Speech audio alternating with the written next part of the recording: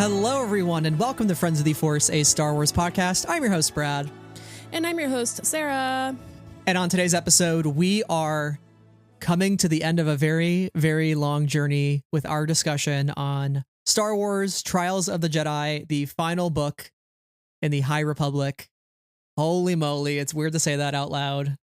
And maybe we could just keep restarting the episode over and over so that we never actually do the episode and then it never ends. And then we just get to pretend like the High Republic is still here for the long haul. Although maybe it is. Who knows? I think it is. But we'll find that out in time, you know? Sure. I keep hearing the end of the beginning.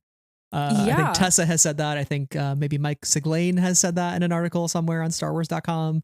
We've heard that. So. And it was on a poster handed out at 2 p.m. on one of the days of San Diego Comic-Con. And guess who wasn't at San Diego Comic-Con to pick up that poster? Me. I know. Tragic. I was so sad. If there are any leftovers at New York Comic-Con, you know I got you. I got you. Thanks.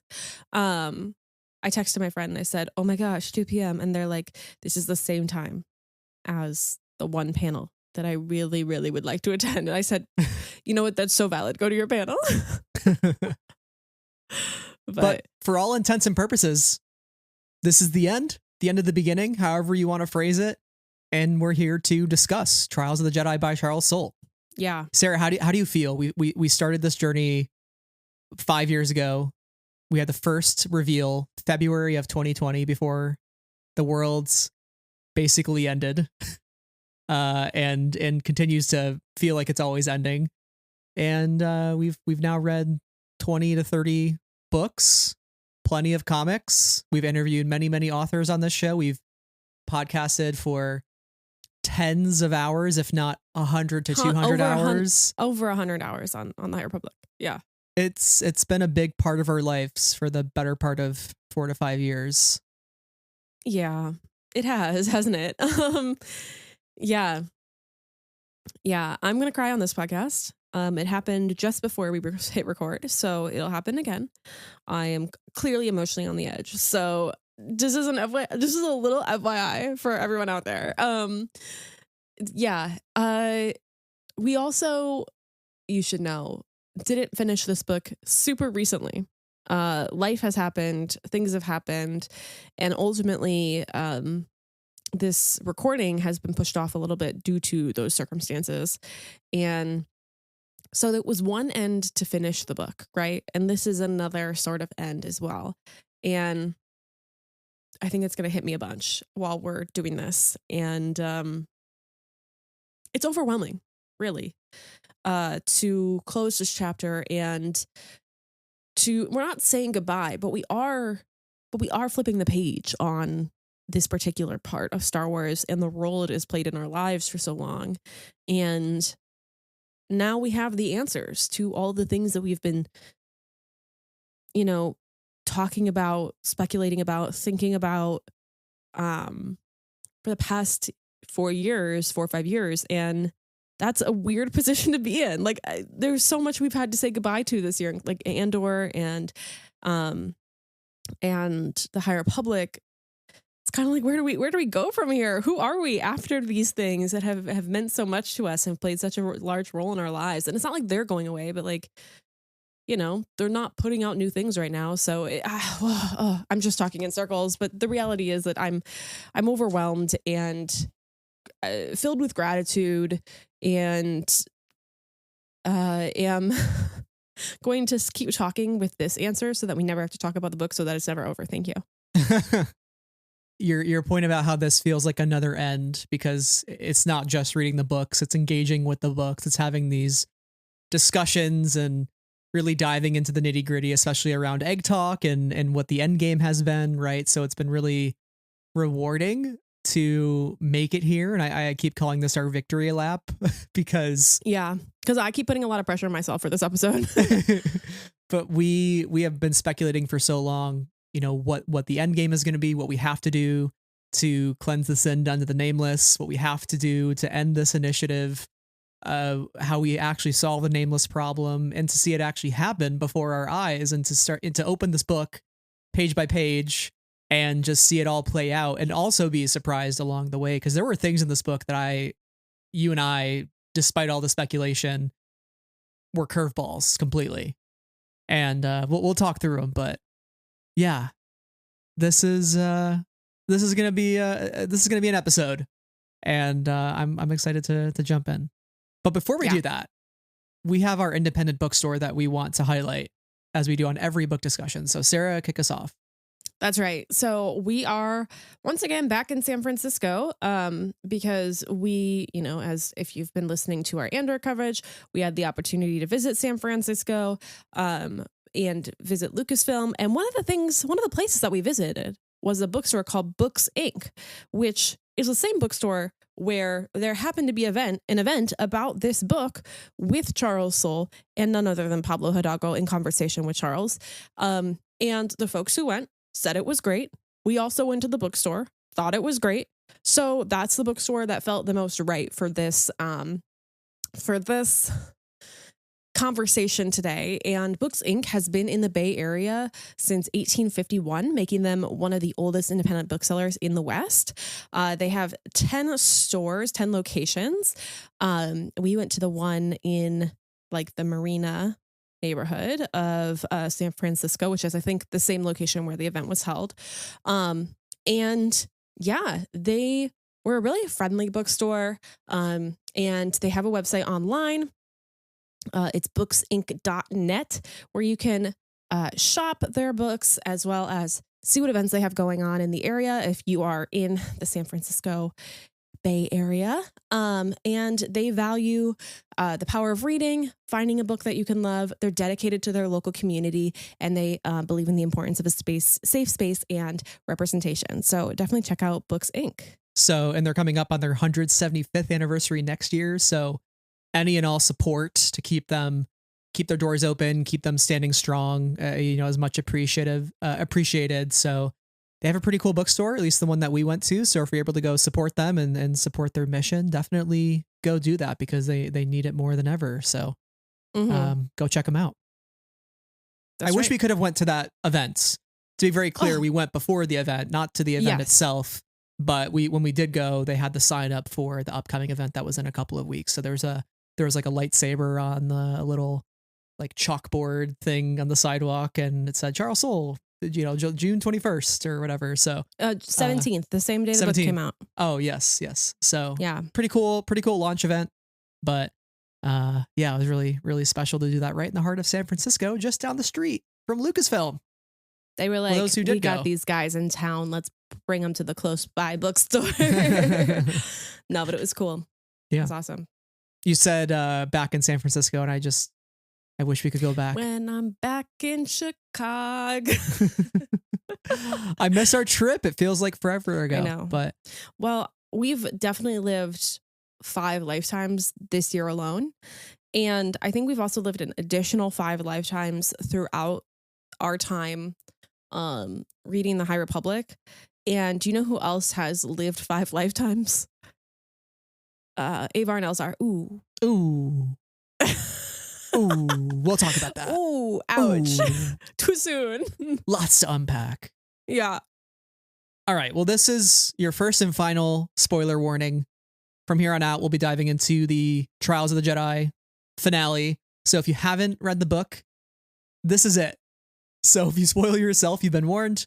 But if you're just here for the vibes, just here to hear our reactions and enjoying the fun, enjoying the emotions and the reactions and the wows and the holy shits, this is the place to stay, because we'll have plenty of those moments throughout our discussion. That's right. Sarah, let's start with our overall thoughts, high level, what we thought of the book, how we felt. Again, this was a very just emotion heavy book. It was the finale. It was the conclusion. Had a lot of loose threads to tie up, especially in those final couple chapters where we're seeing where everybody's at and where everybody might be going. And so there's a lot on the line here with this one. Definitely. And I think the thing to recall is that I read all 3 phase 3 wave 3 books in a single week. You did it, by the way. In a single week. I really cranked it out there after some delays. And I did a puzzle for each of these books. And the only puzzle that didn't get finished in the time that the book took to be read was this one. And maybe there's some sort of symbolism or metaphor there. But it was a really interesting experience for me listening to this book. How does it land for me? Overall, I think it's a successful effort. I felt whole at the end of it. I didn't feel like anything had been dramatically left out or didn't fulfill my expectations or where I thought the book was going to go overall. And so I felt really satisfied about that. And then I felt like an extreme level of sadness, just like wow, it's done. We've done it. There are also some things in the book that I thought were interesting to me. So like I really enjoyed the journey of this book overall. No doubt about it. It went where I expected it to go. It went where I wanted it to go. And then it did some things that hurt me deeply on an emotional level. Avar and Elzar, it's fine. We'll talk about it. But a couple of like critiques about the book itself. I did think like you mentioned while I was reading it, because I was complaining about this specific thing, that Charles kind of wanted to write this book in a way where if you jumped from Light of the Jedi to Trials of the Jedi, you would have enough information to follow along. And so I felt that this book was pretty exposition heavy in the first third. But I also do understand why we needed to ensure that all the exposition was there. We've read all 20 some of these books, but I'm assuming not everybody has. And so having all of the information there was a solid thing to do. I can't even deny that as a reader. And recognizing that we're really, really lost in the sauce. Like us two, it's easy to say like, oh, it's just exposition. But for like, 9 to 5 Bob, who has 6 kids and only has read a couple books, you need that in there for the... Well, even if you're only reading just the adult books, which is a perfectly valid way to be going about this, there's still things that happen in the young adult books, especially within this phase, that become really important to this book in particular. So, retreading all of that is super valid in this case for sure. So at the end of the day, I can't fault it, but I do think that I felt it as a reader. And then the other thing that I think I still stand by this. A little while after having read this book, I think that the epilogue and the last chapter should be flipped. I can understand what Charles was going for in this. And I think that it's a really interesting way to end it. Like I sat with it for a while with Marchion's story versus the Jedi story. But as I think an Avar and Elzar fan, as someone who really is following the Jedi in this story, I felt that like chapter 41 was the true end of the book. And then we got something more. And I was like, wait, what are we doing? I crossed the finish line and now you want me to run 50 more yards to finish the book. And I would have loved it that were flipped, but I also understand why it was the way it was. So those are like my two like notes on the book. Sorry, I'm really yapping, but overall I felt it to be really successful. I went through the emotional journey with the characters and I had a good experience reading this book, despite the puzzle that I was working on being so hard. It was so difficult. I can't even explain. We'll post a picture.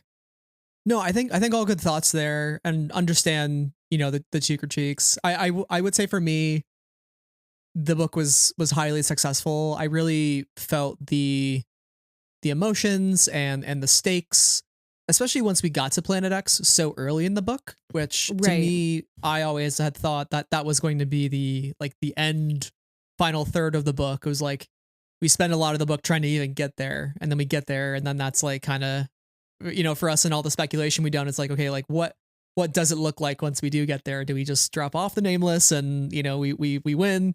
Or do we have to get past Marchion to even get to Planet X?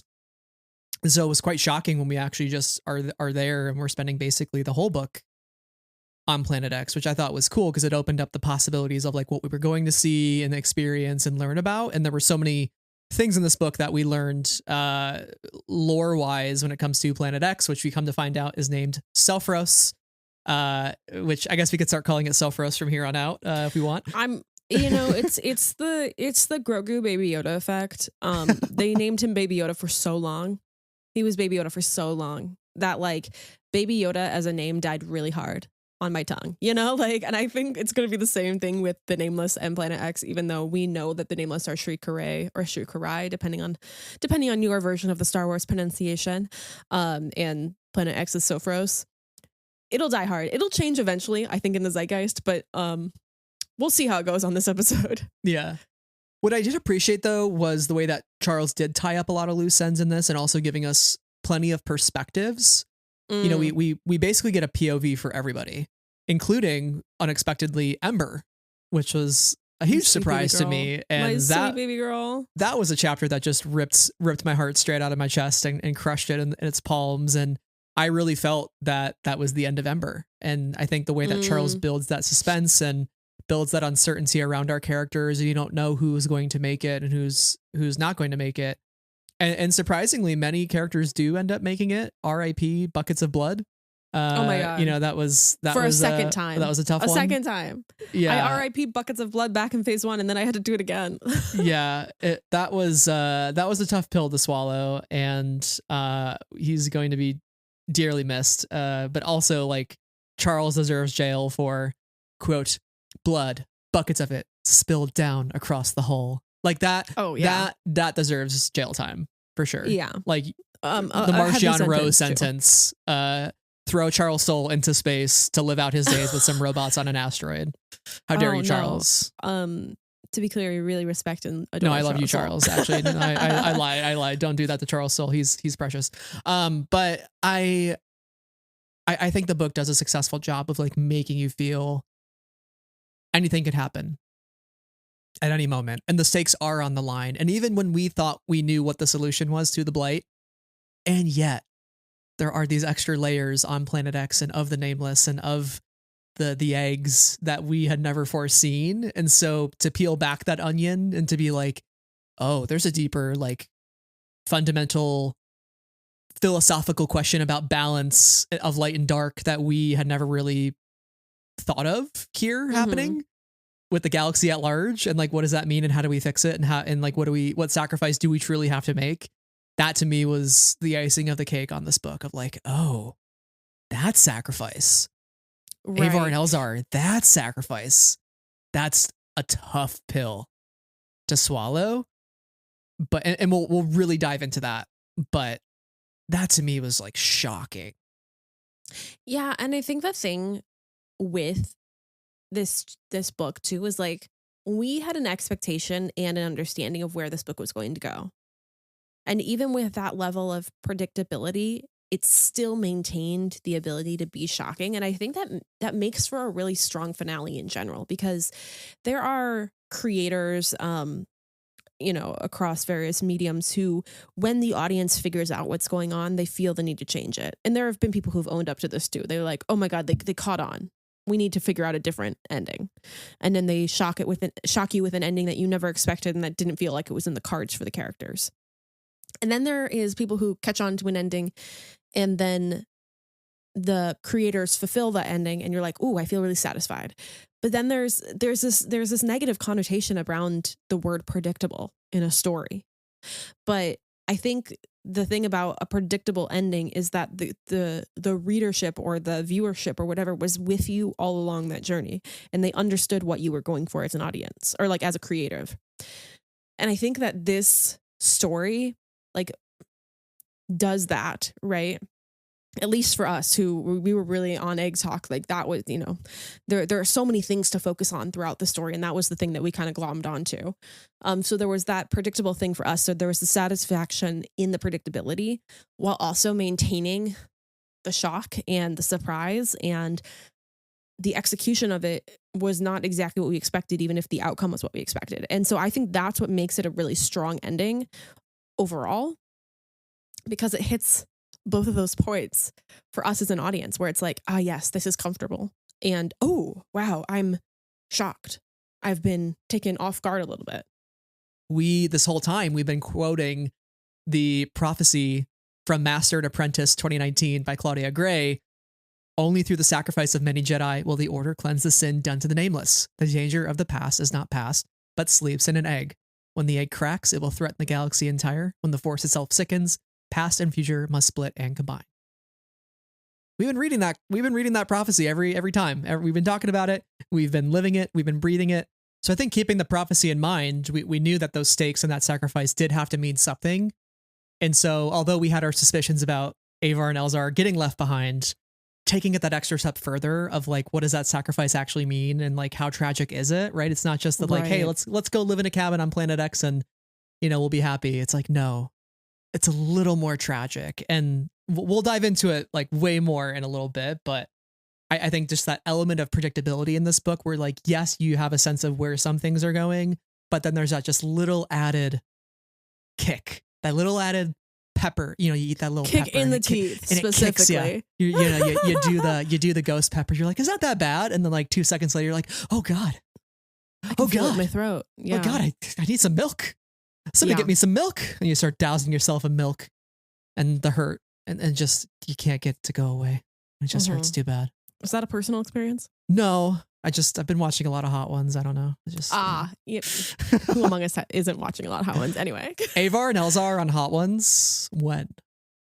Luminous authors on Hot Ones. When? Oh, that'd be fun. Yeah. Anyway, we should probably start our conversation, keeping the prophecy in mind, with the prologue, because this is why I cried right before we started recording, because we came to a realization about this here prologue. Yeah. That was deeply painful for me in particular. So Brad, do you want to tee that up, please? Thank you. Yeah. Let's set it up. So this prologue is interesting because it's this italicized prologue. It's sort of in a narration style.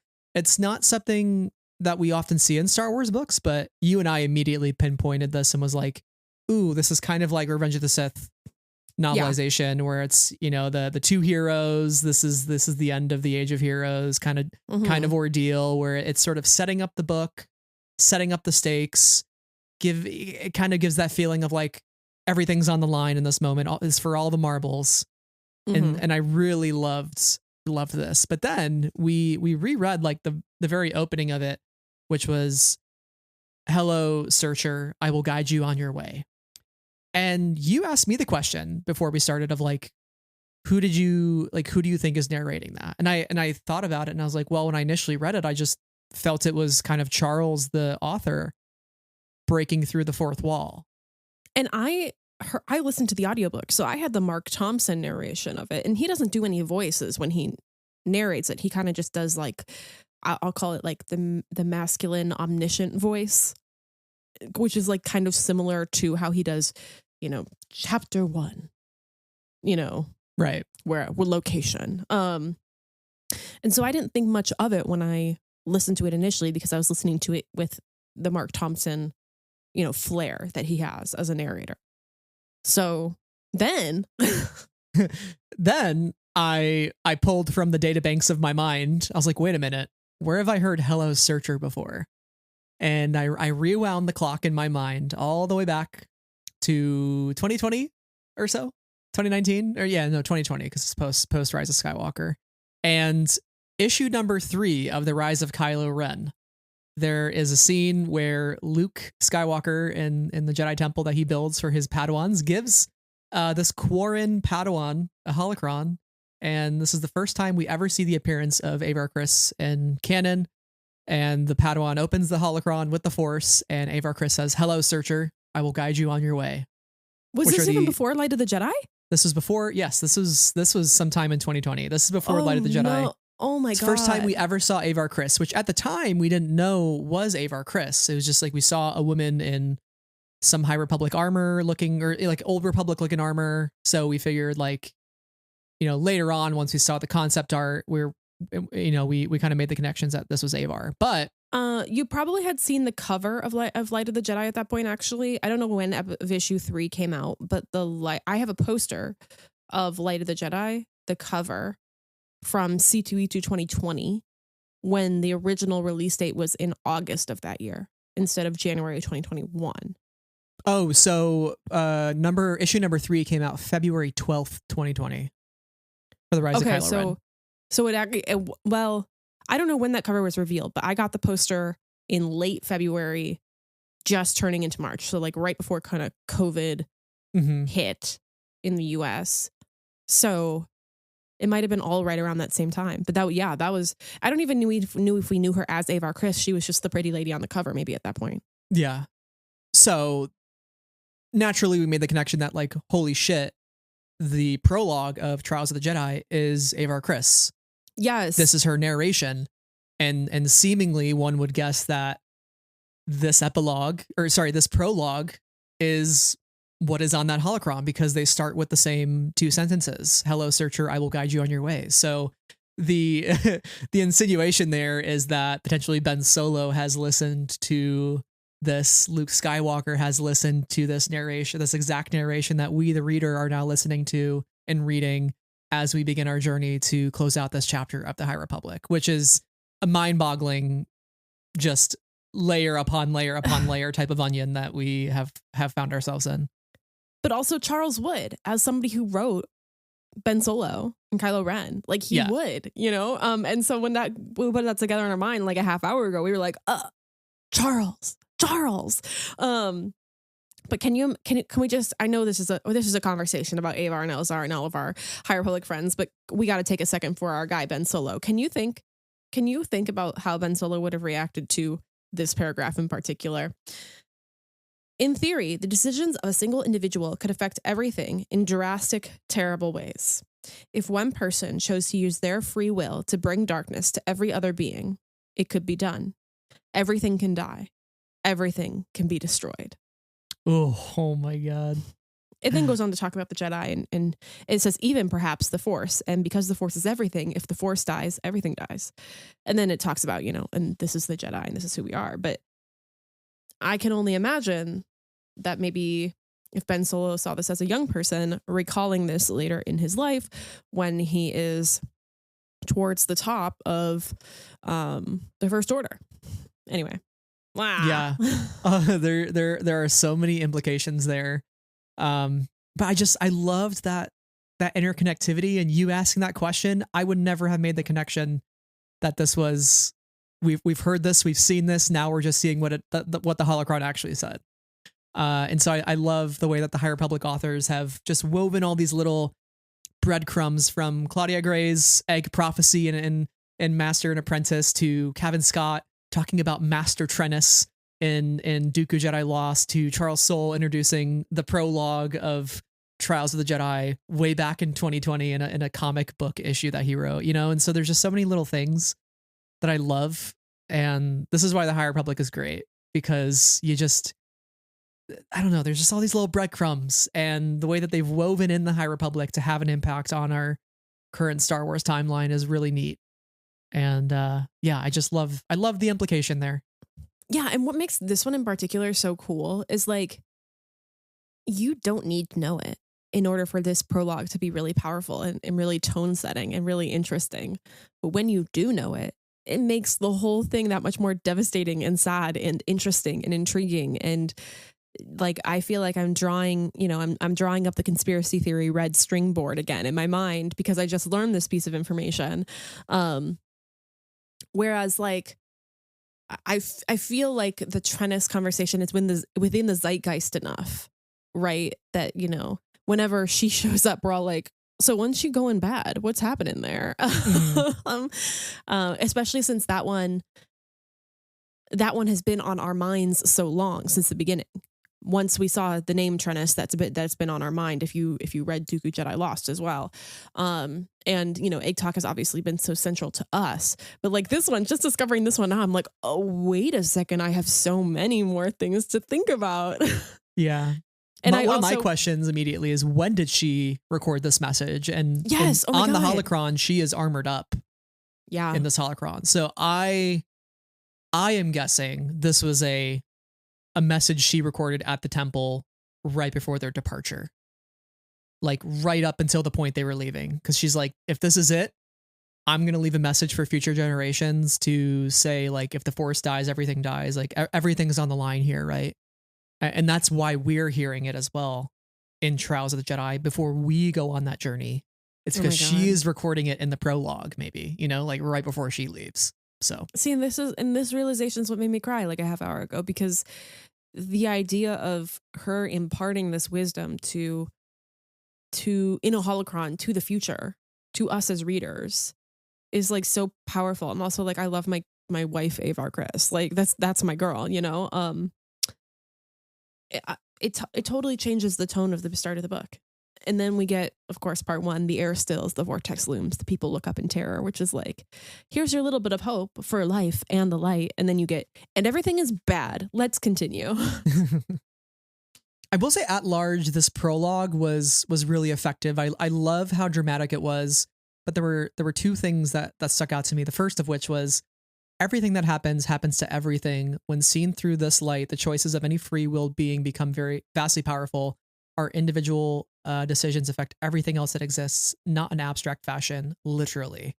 So there's just this idea that when we say the force connects all living beings and connects everything, the rocks, the trees, that to me is like kind of what this line is speaking to, is like we're all very connected. The force is everything, and we can't separate the force from anything, right? And I almost think, did Luke Skywalker read this line and say, to say that if the Jedi die, the light dies is vanity? Because here he is listening to Avar Chris's words that is basically saying the Jedi are not owners of the Force. The Jedi, no matter how much they wanted to understand the Force cannot be understood. Not fully, as Avar says, right? Like, they're not the owners.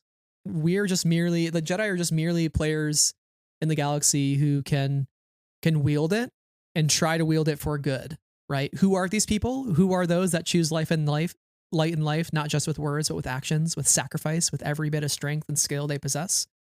Because a single life, any life, all life is the Force, connected to all others, connected to all things. And so I just really, that to me is like why everything's on the line here. It's to say that the Blight, the Nameless, it's not just coming for the Jedi. The Force is everything. No matter what you call it, if you call it the tide, if you call it the force, if you call it whatever it is, it exists all around us and we all feel it. And it's being consumed every waking minute. It also like foreshadows a little bit with this conversation about, if something happens to the force, it happens to everything sort of a thing. It totally foreshadows the actions of Marchion Ro's cannibalism of the Nameless. Yeah. Which is still so shocking as an idea. But like, I think that's not something any of us could have expected, but it's one of those things that, of course, when it happens to them, it also happens to everyone. Yeah, I really thought this was brilliant on so many levels. Any other thoughts on the prologue before we dive in? Nope, I think I'm ready to talk about the rest of it. Ready and locked in. Okay, a little sad. we start the book with our Luminous 9 and finding out who they are, finding out who the backup 9 are as well. And this is where you're saying a lot of exposition, catching us up, so to speak. Hey, what happened in Tears of the Nameless? What happened with Into the Light? We kind of get reacclimated with the Rod of Ages, the Echo Stone, the ore from Tolis to create the protective armor, which I know it's exposition, but like I personally really liked kind of seeing all the discoveries and all of the things that have led up to this moment be laid before us, to say like, look at all the work that we've had to put in to even get here. And I love how central that Reath Silas has been to all of those things. Because where would we have been without Reath Silas? One of the Luminous 9. He's been such a critical character. Yeah, just talking about Reath Silas for a little bit. There's no way that like when Into the Dark starts and I fell in love with that character, that I think I would have realized that he becomes such a big part of all of this. And he's one of those characters, and we'll talk about the end eventually, but like he's one of those characters that I think will continue to get story in the future. His end is left so open-ended that there's a lot to mine there potentially. And who would have thunk? Who would have thunk? Who really? And not just Reath, also Comac and Amadeo, who and the vessel crew, like everybody played their part in the last couple of YA books to put us in this position. And we're meeting in the Room of 1,000 Fountains, which is this really cool garden area. I don't know if this is the same, if we've been here before in other books, but seems like a really cool place the way it was described, kind of in this escape, this natural place in a city full of iron and concrete, or in a planet full of that, right? Because there's not many places on Coruscant that have retained their natural beauty. But Reath just laying it out there and saying the blight is spreading because the Nameless were removed from their homeworld by Marchion Ro and his Nile. I felt Plainly like I speaking was the truth. Leonardo DiCaprio pointing at the TV. And I was just glad to hear it. I was just glad to hear the sin done to the Nameless. That's it. I was They were removed. thank you so much, Charles. We've done it. We've won. Everybody clap. Everybody can cheer. All the egg talkers are like, yeah, they did it for me. It's so great. And I just love that we finally came back around to it. So we have our Luminous Nine. We have Burryaga, Bell, Reath, Ty Yorick, who makes a return, Elzar, Avar, Aslan, and Arkoff, who we don't get much of in the books. And so that should be your first inclination of like, is Arkoff really going to Planet X? And we knew that Arkoff wasn't because he hadn't been revealed to be one of the Luminous Nine before. Yeah, Buckets was on the cover. Right. And I remember hearing like Arkoff and I was like, oh no, something's going to happen here. How does Buckets get on this tour? Yeah, because he hadn't been announced. I also thought it was really interesting and surprising when the Nine was revealed that Sarret was included. And because Sarret has mostly been a comics character.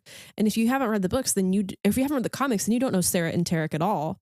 And so I thought that was a really interesting inclusion. And ultimately, their perspective becomes, they're needed for a particular kind of role in the story that I think is interesting. But when they were originally announced, I was like, is this do we just need them to bring the tie the comics in? Do we need them to be a sort of sacrificial lamb character? Because they aren't as I don't say there's a lot of any like negative energy behind it, but they're not as capital I important to the mainline adult book story as, you know, characters like Belle or Burry or Avar or Elzar. But then they ended up playing a really interesting role. So that was interesting. But the Arkoff to Buckets situation, I was like, oh no. Also, thank you for correcting me. I think I said Tarek, but I did mean Sarret is the one that goes to Planet X. But that is interesting because they share such a strong connection. And there was one chapter, I mentioned the POVs that we get in this book. There was that one chapter where we are being told what's happening with Marchion's arrival and the cannibalism of the Nameless through the eyes of Sarret communicating to Tarek on Coruscant and like describing what they see. And that was so brilliant. And there's just like little small choices like that in this book that are just so rich.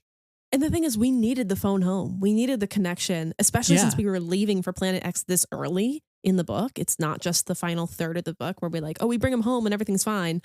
We needed the landline to the home world, to back to the rest of the galaxy. And obviously, Sarret and Tarek with their connection are those characters who can play that role. And so I thought that was a really clever use of Sarret here. And we also got some of their like internal strife. And we got some backstory if you haven't been keeping up with the comics or aren't up to date, just some internal backstory on their situation, which is complicated right now with their connection.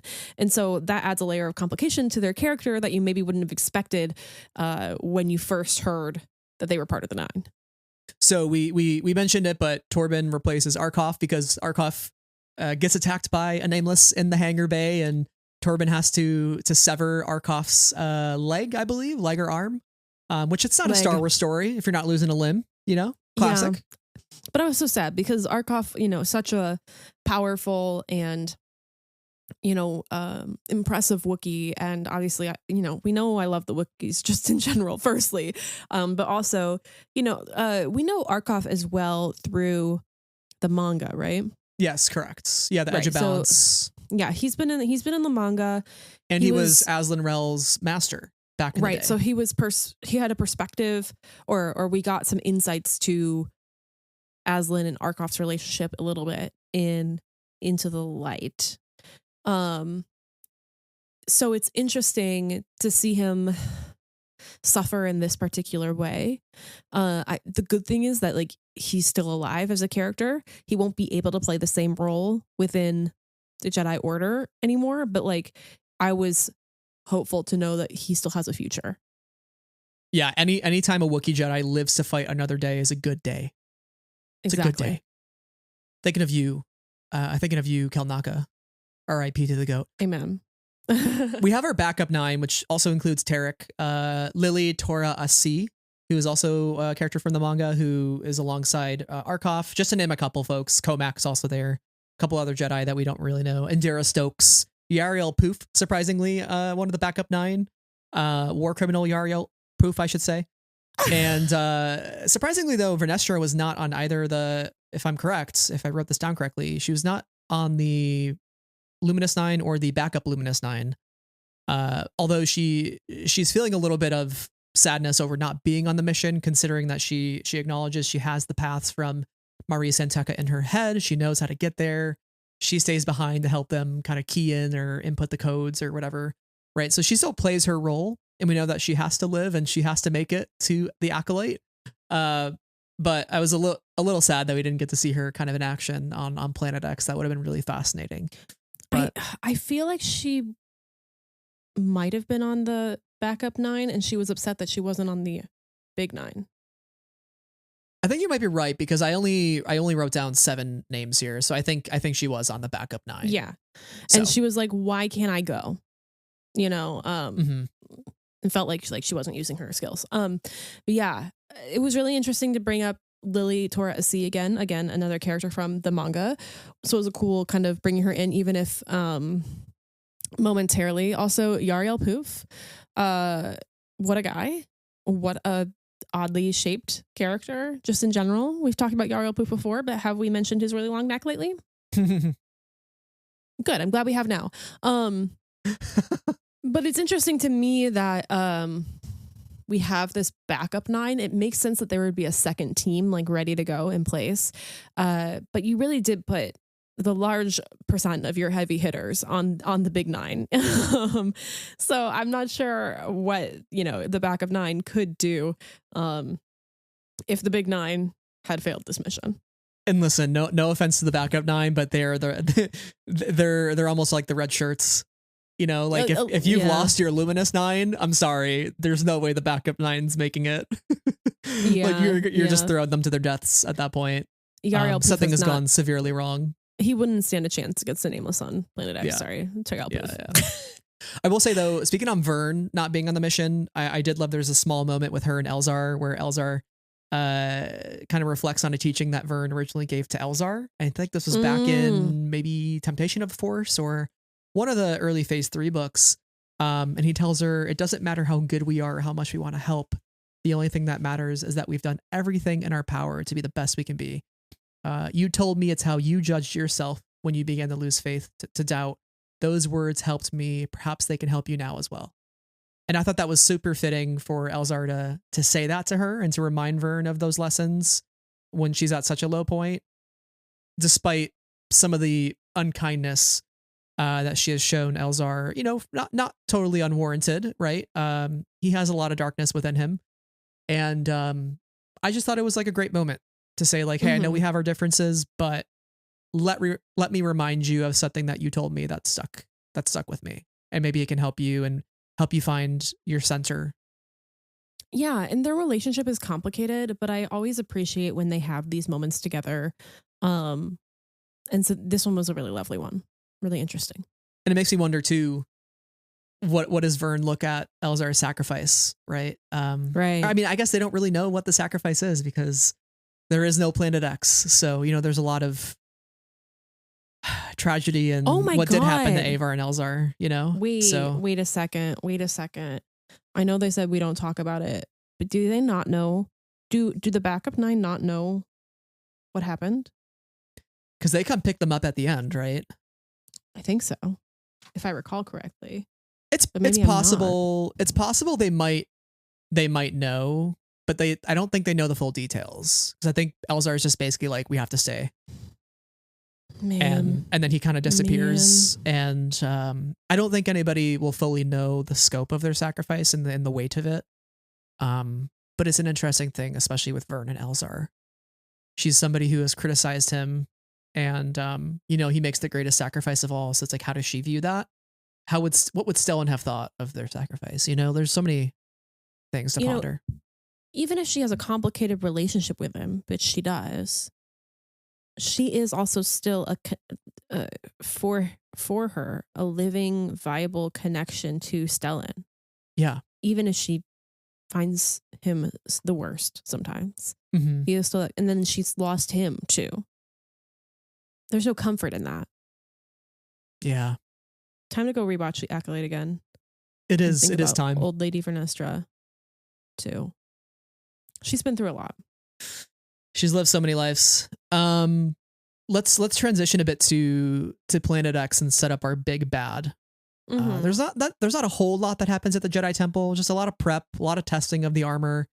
They leave the planet, Coruscant. They get to Planet X. They get through the veil, which is a whole ass effort to each of the Jedi on the ship using the Force to manipulate the rudders and help them land somewhat of a happy landing onto Planet X, which is not an easy feat.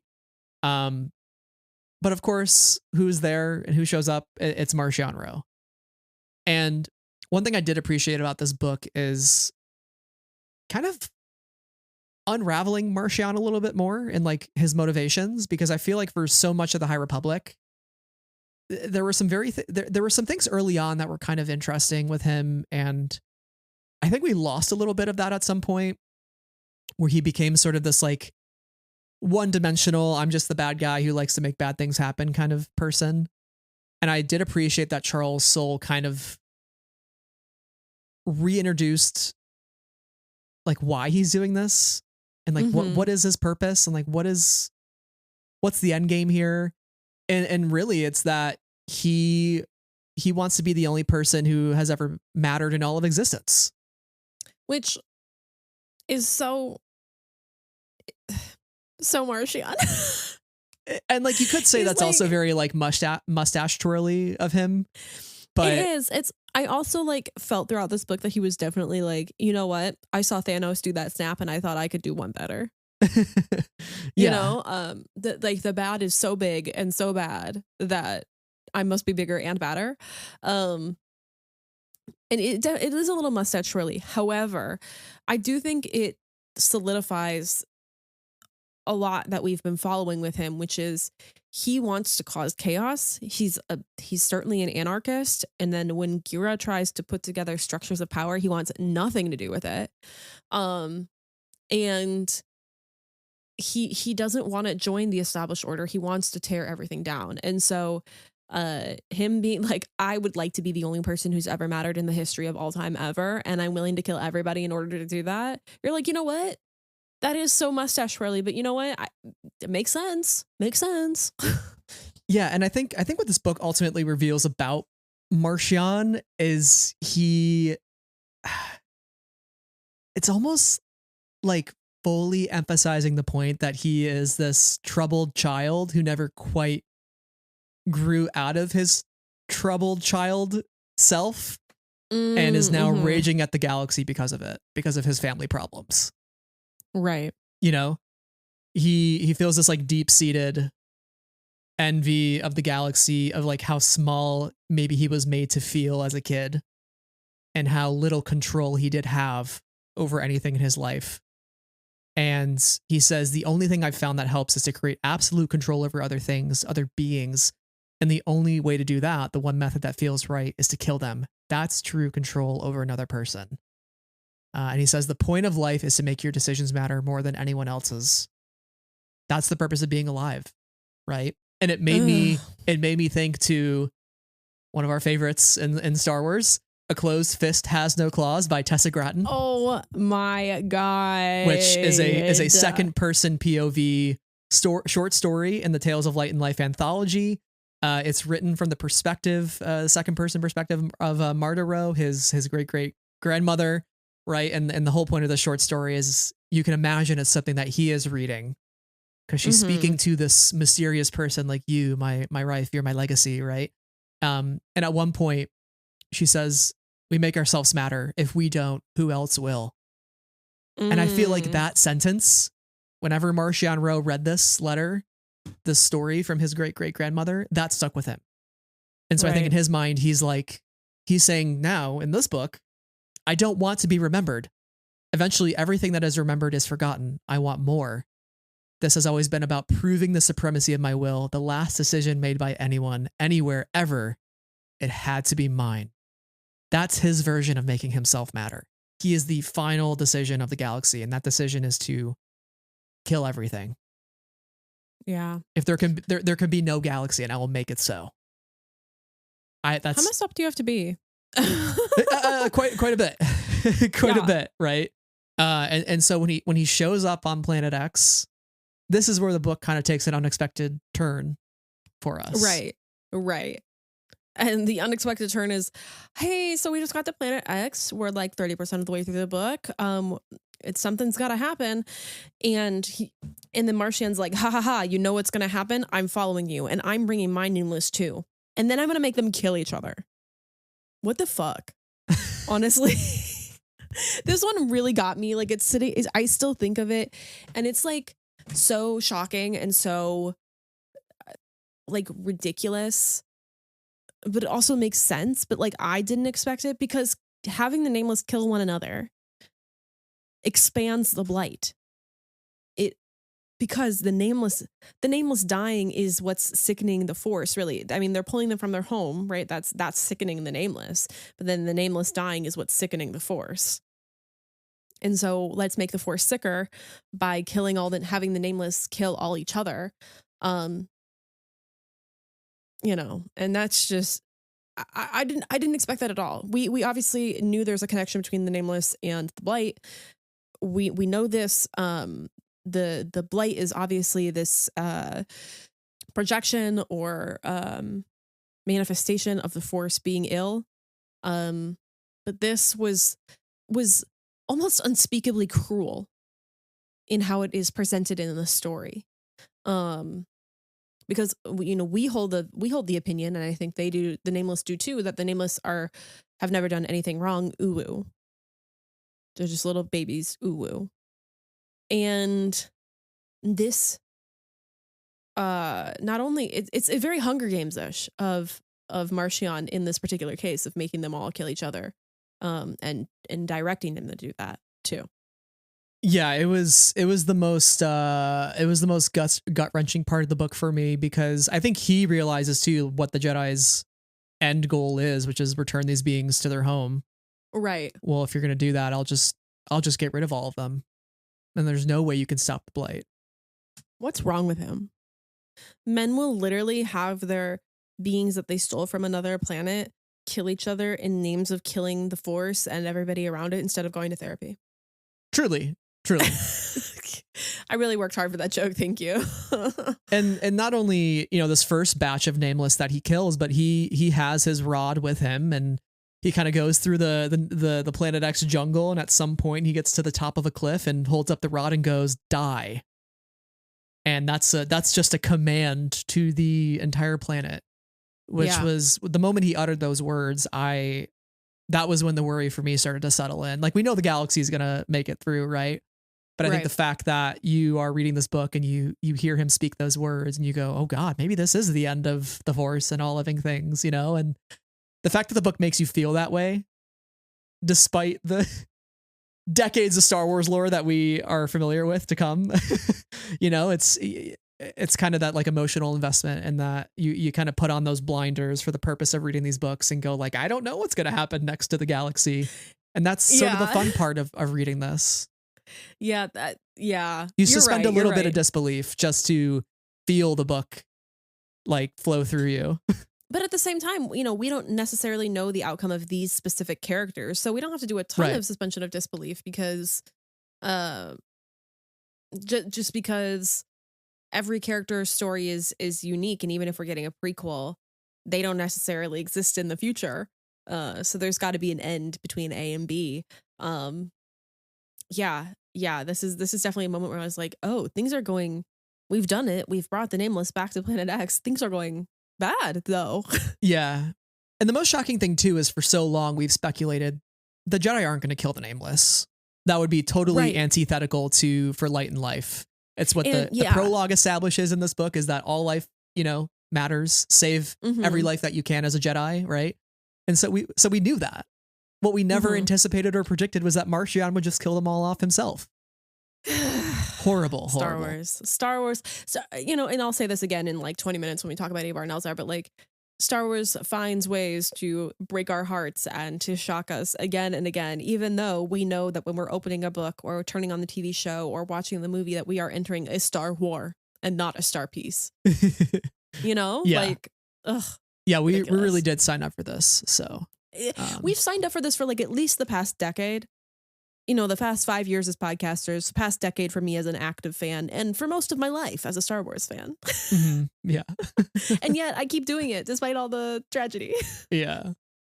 Do we want to talk about like what is Planet X? Like why Marchion killing? I know you kind of alluded to how the death of the Nameless is connected to the Blight and to the expanding, encroaching death of all living things. Like should we get into that? Because that was really like the most revelatory thing that I think you and I are most excited about from this book, of like it's Egg Talk extreme version. Which was like, I was like, how could Egg Talk get any cooler? Here you go. And I was like, shit, there's a lot of mechanisms going on with this planet. You know what?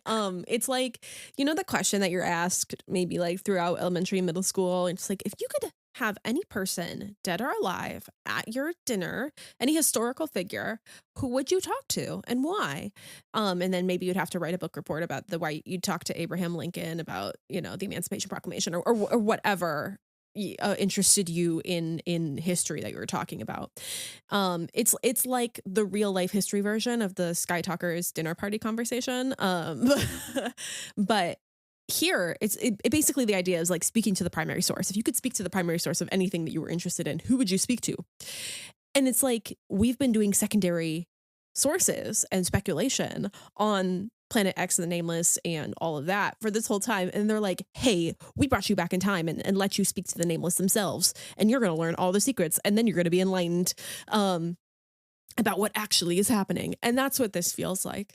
That's what this feels. And I got to tell you, if I could speak to anyone, dead or alive, and get all the true story of that historical event, I think it would be the Nameless who speaks to us about the Nameless.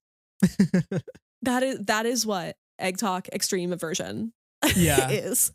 I could have a sit down dinner with the head Nameless. The head Nameless, Mr. Nameless himself. Mr. Nameless. Joe the Nameless. Joe the Nameless. Yeah. No, but like seriously, this is at the end of the book that we get all this information, right? Are we jumping kind of to the end? Is that where you want to dig into? Yeah, I think it's probably, and let me know if you disagree, like maybe just worth grounding us in like the stakes and like why it matters, and then like what Planet X is and why this blight is happening. Because I think it's fascinating. We've always kind of talked about Planet X, like ever since phase 2, as like a force nexus or somewhere where, the force is extreme and important and is like nutrients in the air to the beings of Planet X. And we learn that it is, a vergence in the force, and that it does center and balance the force, kind of like any sort of nexus does, where there's an extreme amount of power that has an extreme amount of influence. Yeah, I think the first time in this book where I really went, there is more at play here, was when Avar and Elzar, they're traversing the jungle and they come upon a structure. And I was like, what the hell? What's going on? Yeah. What's going on here? Chat. What's happening? Chat. Pause. There's like a circular clearing, and at the center there's a ring of black stone with a disc-shaped impression about 4 meters across, and they can see the veil in it. And all these Nameless are sitting around this structure, and they're just observing it. It's described as a place of transition where 2 states come into conjunction, an energy, a barrier, and a portal all at once. And it says, quote, "The light and dark chase each other, spinning, battling, but also embracing. It was grand, so grand, but also horrible, because it was clear to see what the spiral was. It was clear that the spiral was wrong, damaged, out of balance, suffering, and harmonic. It vibrated with minute, ugly, irregular tremors, like an engine on the verge of tearing itself apart. And I went, oh my God, this is so cool. What the heck? And it kind of makes, I like the idea of the engine. It's like Planet X is like the engine of the galaxy, and it's like the engine is stuttering. It needs an oil change. Like it's on the verge of collapse. And if we don't stop this, whatever is happening to the engine from complete failure, point of failure, it's going to mean the end of all things. It's also reminiscent of like the Tollus conversation, 1, and 2, the Jedi series of video games, where we're like in these ancient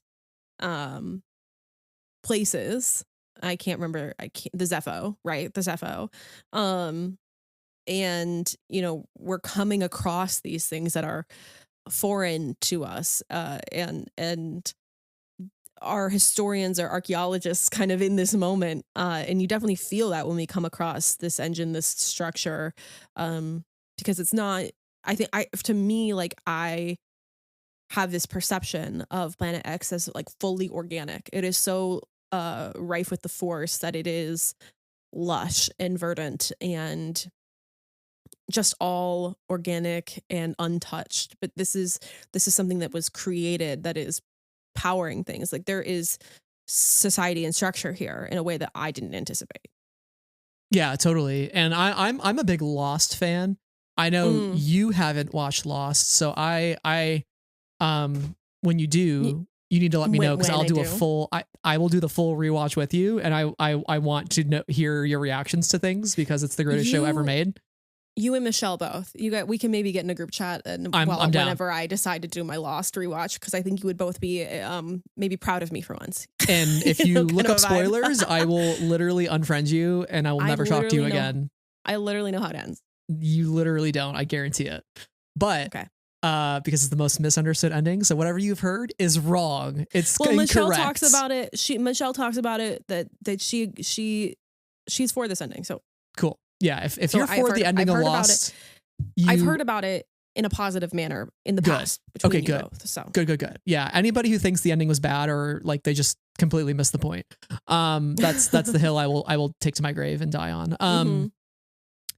But this like structure, this sort of aharmonic vibe to Planet X, this was giving like the island from Lost, because there are certain things about the island from Lost that, as you start to learn more and more about the island and what the island is and what it represents and what it's containing, like there are so many elements to that island that you're like, holy shit, like I thought this was just a show about a plane crash, right? And so to me, Planet X is kind of the similar thing, where you think it's just this planet where these beautiful creatures live on, and it's like really rich with the Force, but like truly it's the center of all things. And if this planet is out of balance, all the Force, all living things die.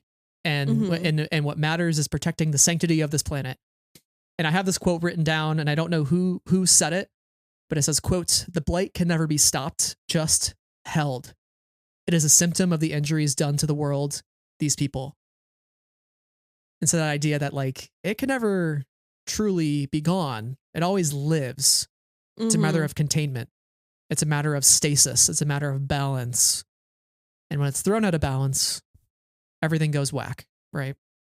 And that's so cool.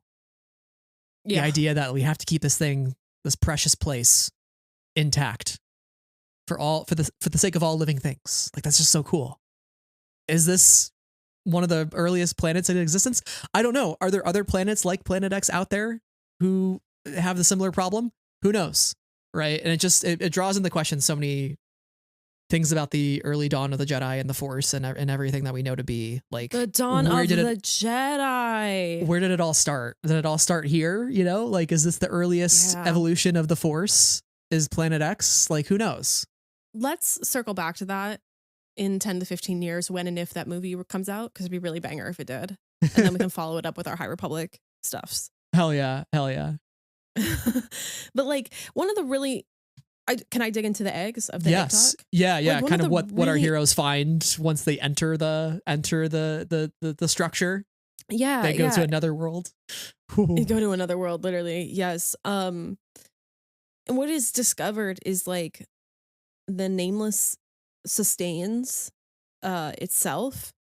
Because when one Nameless dies, an egg is born, an egg is created to like replenish within the Force and within the Nameless. However, if there are too many eggs, there is an imbalance. This is a great day to talk about population pyramids, you know? If you know, you know, I took human geography or whatever in high school because they wouldn't let me take AP European history, even though we had enough people to sign up for it.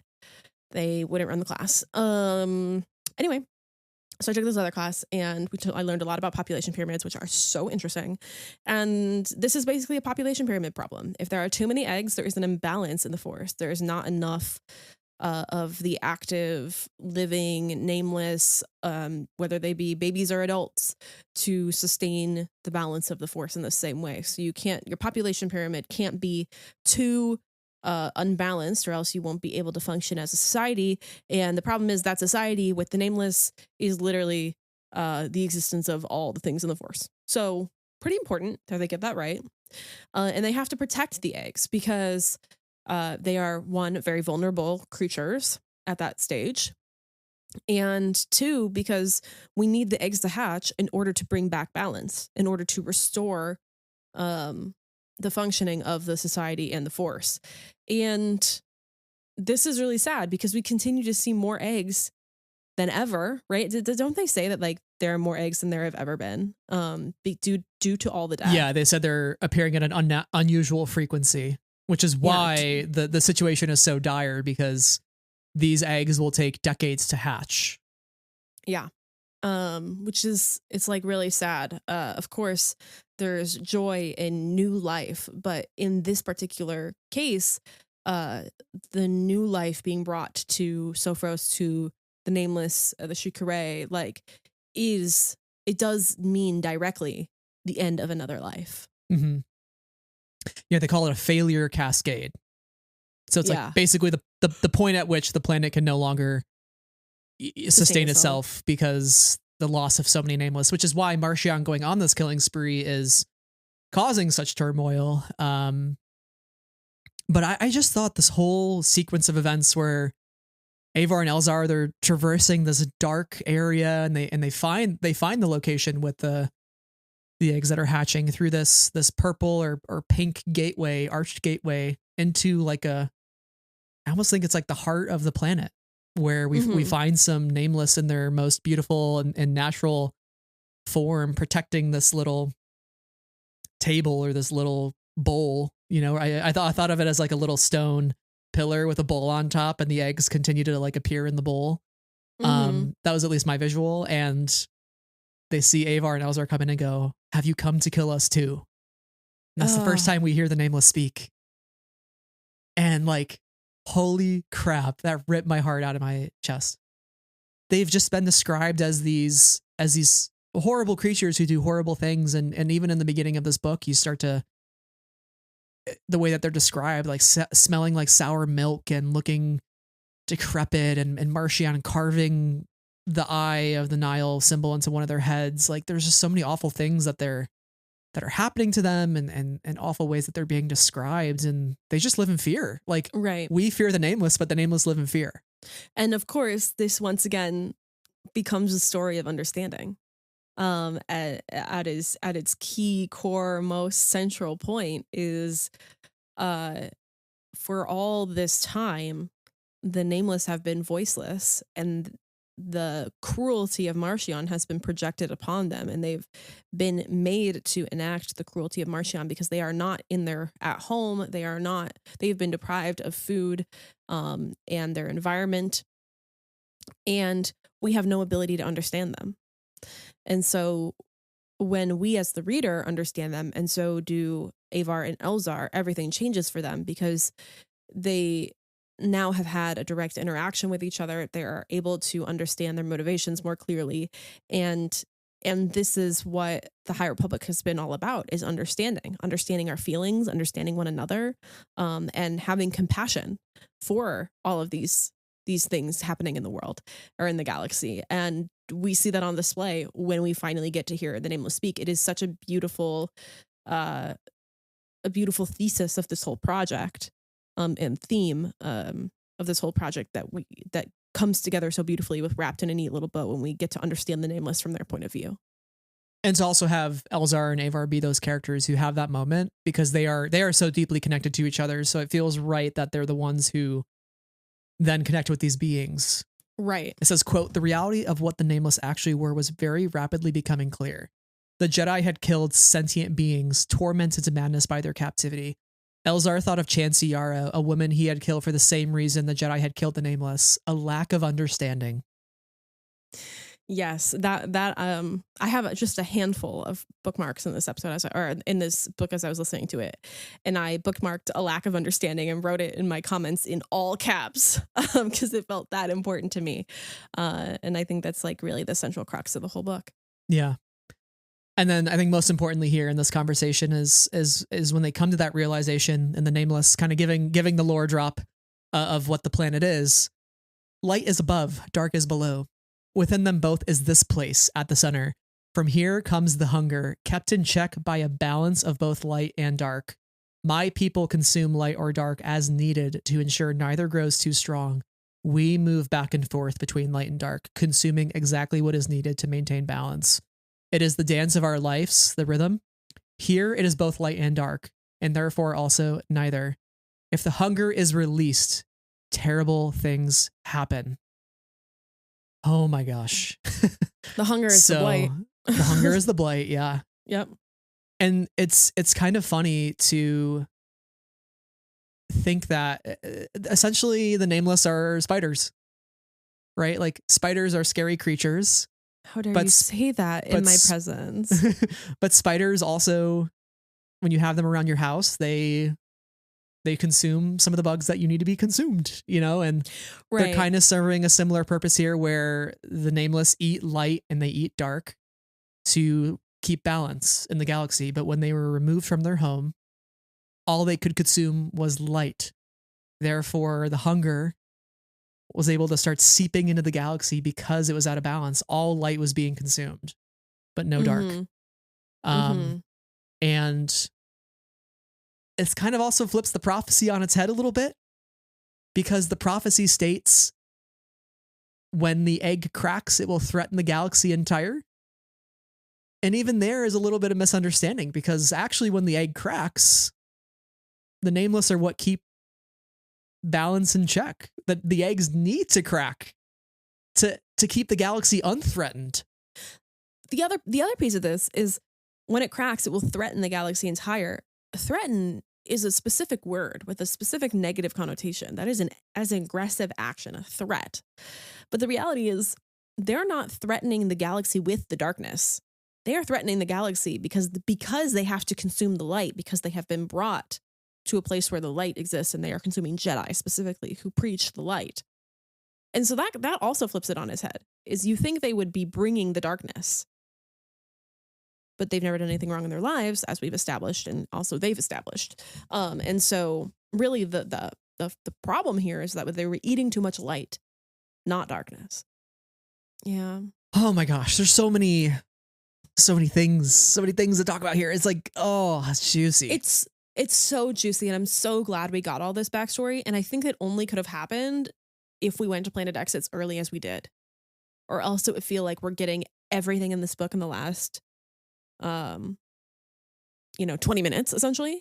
And I like that we get these nuggets, we get it thrown throughout, and then we get this towards the end. But like, I imagined this book to be, now I'm tangenting a little bit, but I promise that it kind of all it will fall in here. But like, I imagine this book to be in two phases, right? We have to defeat Marchion, and then we return the Nameless to Planet X, and this is how we win. That's kind of how I felt the flow of the book was going to go. But that wouldn't have been possible to learn all this about the Nameless if we got it only so late, right?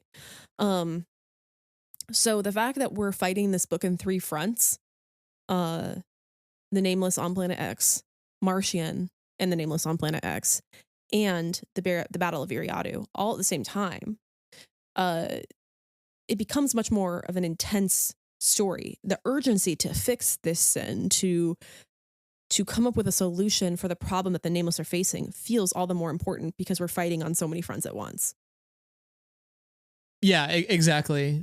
And I think also just like, yes, it would have been simple to drop them off and be like, we won. But to have this added layer of these weird structures on Planet X, this central place of light and dark, the Nameless and the eggs appearing, like there's just so many unique things. And I love the weird Force stuff. Like to me, this was all giving chapter 18 Shadowfall. Oh yeah. Like the weird stone structure that Erica Quill sees on the moon. Oh my and God. the black hole. Like Stop this talking is about the it. type Stop of talking stuff. about it. This is the stuff I love in Star It freaks me Wars. out. And you know, I don't need it all the time because it loses its potency. But like when it does appear, I drop everything and I pay attention because I'm like, this is the good stuff. This is interesting. Right. And we don't always have a point of reference to really understand it. But I think Charles did a really effective job at laying out the problem, giving us the answers, telling us why the Nameless matter and why they need to be on their planet and why they need to live. And also to inform the sacrifice that our 2 heroes end up making, which I think maybe we can talk about here at this point with Avar and Elzar. And then we'll talk about a lot of the other trials that our other characters go through. The fundamental problem is it's going to take decades for these eggs to hatch, even a single egg to hatch. Mm-hmm. We can't afford decades. We got to keep things in check. Avar and Elzar, they're in this underworld, and they have a moment where Avar listens to the Song of the Force and the Song of the Dark Side of the Force, right? Because we learn the dark side has a song as well. And can I just point out while we're here mentioning that is that Avar explicitly says, and I just loved this so much, the Song of the Dark was full of soloists. Yes.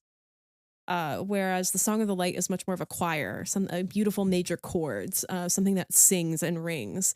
The Song of the Dark was discordant and all solos. And I went, that is maybe the best way anyone has ever described, like inspired. I'm sorry, Luminous authors, that was actually inspired. All these different interpretations of the Force, but this one specifically, thank you so much, Charles Soule. And it fits perfectly because being a part of the dark side means you're alone. Right? Like Aslan Rel is a soloist. He is by himself. He has isolated himself from everybody around him. Meanwhile, the Jedi are choir. They sing together, they fight together, they live together, they die together. She said the song, as she hears it through Elzar, quote, sounded like bloodied fingers and screamed vocals and the insecurity of all artists everywhere, wondering if their work would be loved or hated, of the ego of aggression and crescendo without end and smashed instruments, the sound of which its own kind of music, of feedback loops, of jealousy, of revenge, of rivalry, of power. The Song of the Dark was full of soloists, instruments wailing in their own worlds, alone, alone, alone. And she sees how the planet emerges an eon ago, kind of like a pearl around a grain of sand. And in this instance, the blight is the grain of sand and the pearl is the world, right? So if we think of Planet X containing the blight, it kind of forms around that blight, contains it, and the Nameless exists to make sure that it never escapes that center.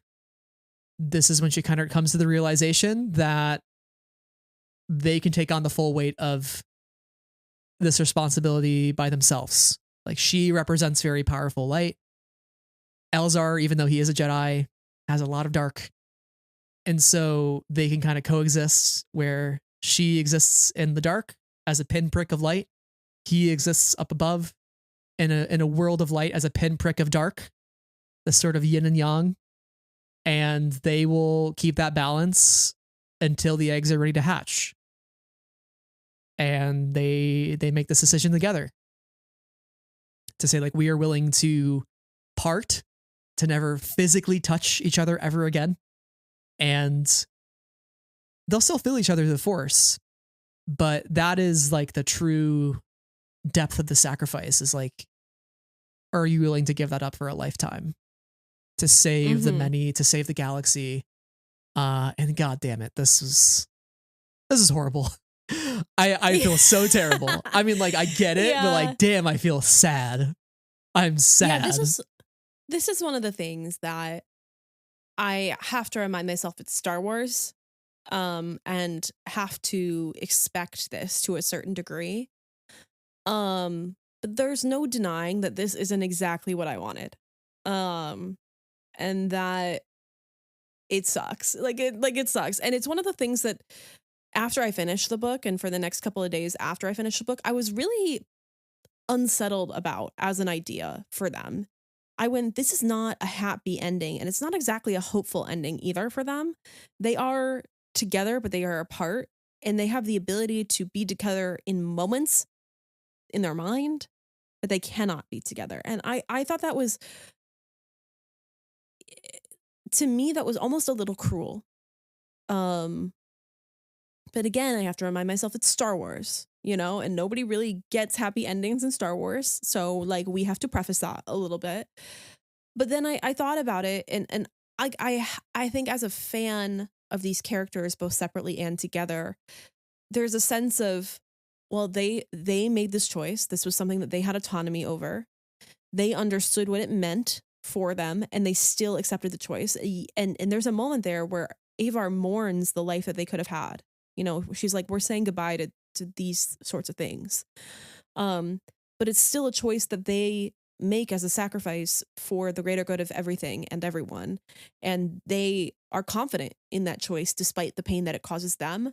And I think as a reader, I have to feel content in that to a degree.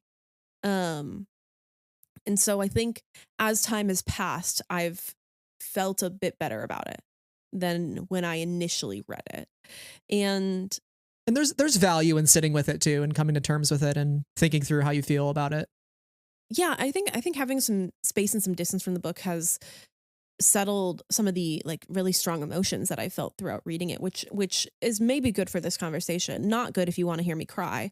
But like like I think it's a compelling end for them, and it's a very Star Wars end for them. But it is one that still, in my mind, leaves something to be desired. What exactly? I don't know what exactly, but it leaves something to be desired. So it's complicated, but it is so Star Wars. It is so Star Wars. Sacrificial, balance, the love within that. It's exactly the Star Wars ending we maybe should have expected. Yeah. And there was a note that Tom Fuller, editor extraordinaire, wrote on Twitter. He's kind of been giving behind the scenes nuggets. If you follow him on Twitter or Blue Sky, he'll share these behind the scenes nuggets on both platforms at this point. And one of them, he said a note, and he didn't give any specifics on where this note occurred in the story, but I think we can presume that it was an Avar and Elzar note, although it might not have been. But the note was something along the lines of like, it can't be cruel, it can't be too punitive. And it could be about Marchion, it could be about this. And maybe it applies to both and could be for both. But I think there's some sadness in this particular story, but it's not cruel in the sense that they didn't have a choice. I even if I don't love it, I appreciate that they made that choice together. So it's so complicated in mind. It really is so complicated in my mind. I can also understand like why this will be a divisive ending for many, right? Like we live in a cynical world, a world that is on the brink of destruction and always on fire, right? And so we go to fiction for our happy endings. We go to fiction for our feel good moments, and many of our characters, for hope. And Avar says hope is a choice no one else can make for you. And I understand kind of that desire to want them to have that happily ever after, living in the cabin on planet X, and they can just stay there and live there together physically, right? And listen, I thought it would have been really cool if they lived together on the cabin on planet X. Like they couldn't leave, they never had the ability to leave, and there's a sadness in that. Like they can't go to the beaches of Naboo again, but then they could live in the they could hang out with the Nameless, and they could preserve the Force in the cabin that they share on planet X. Totally. But no. And I would have loved for them to live in that cabin. There's this quote where it says, Avar says, quote, In all of her moments with Elzar and his with her, in trade for all the lives to be lived by every being in the galaxy now and forever.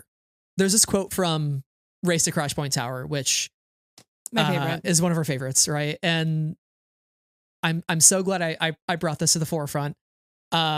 We've talked a lot about attachment in the High Republic, and there is a conversation, I think it's between Vernestra and Lula Talisola, where Lula is feeling so much anxiety about how Jedi aren't supposed to form attachments.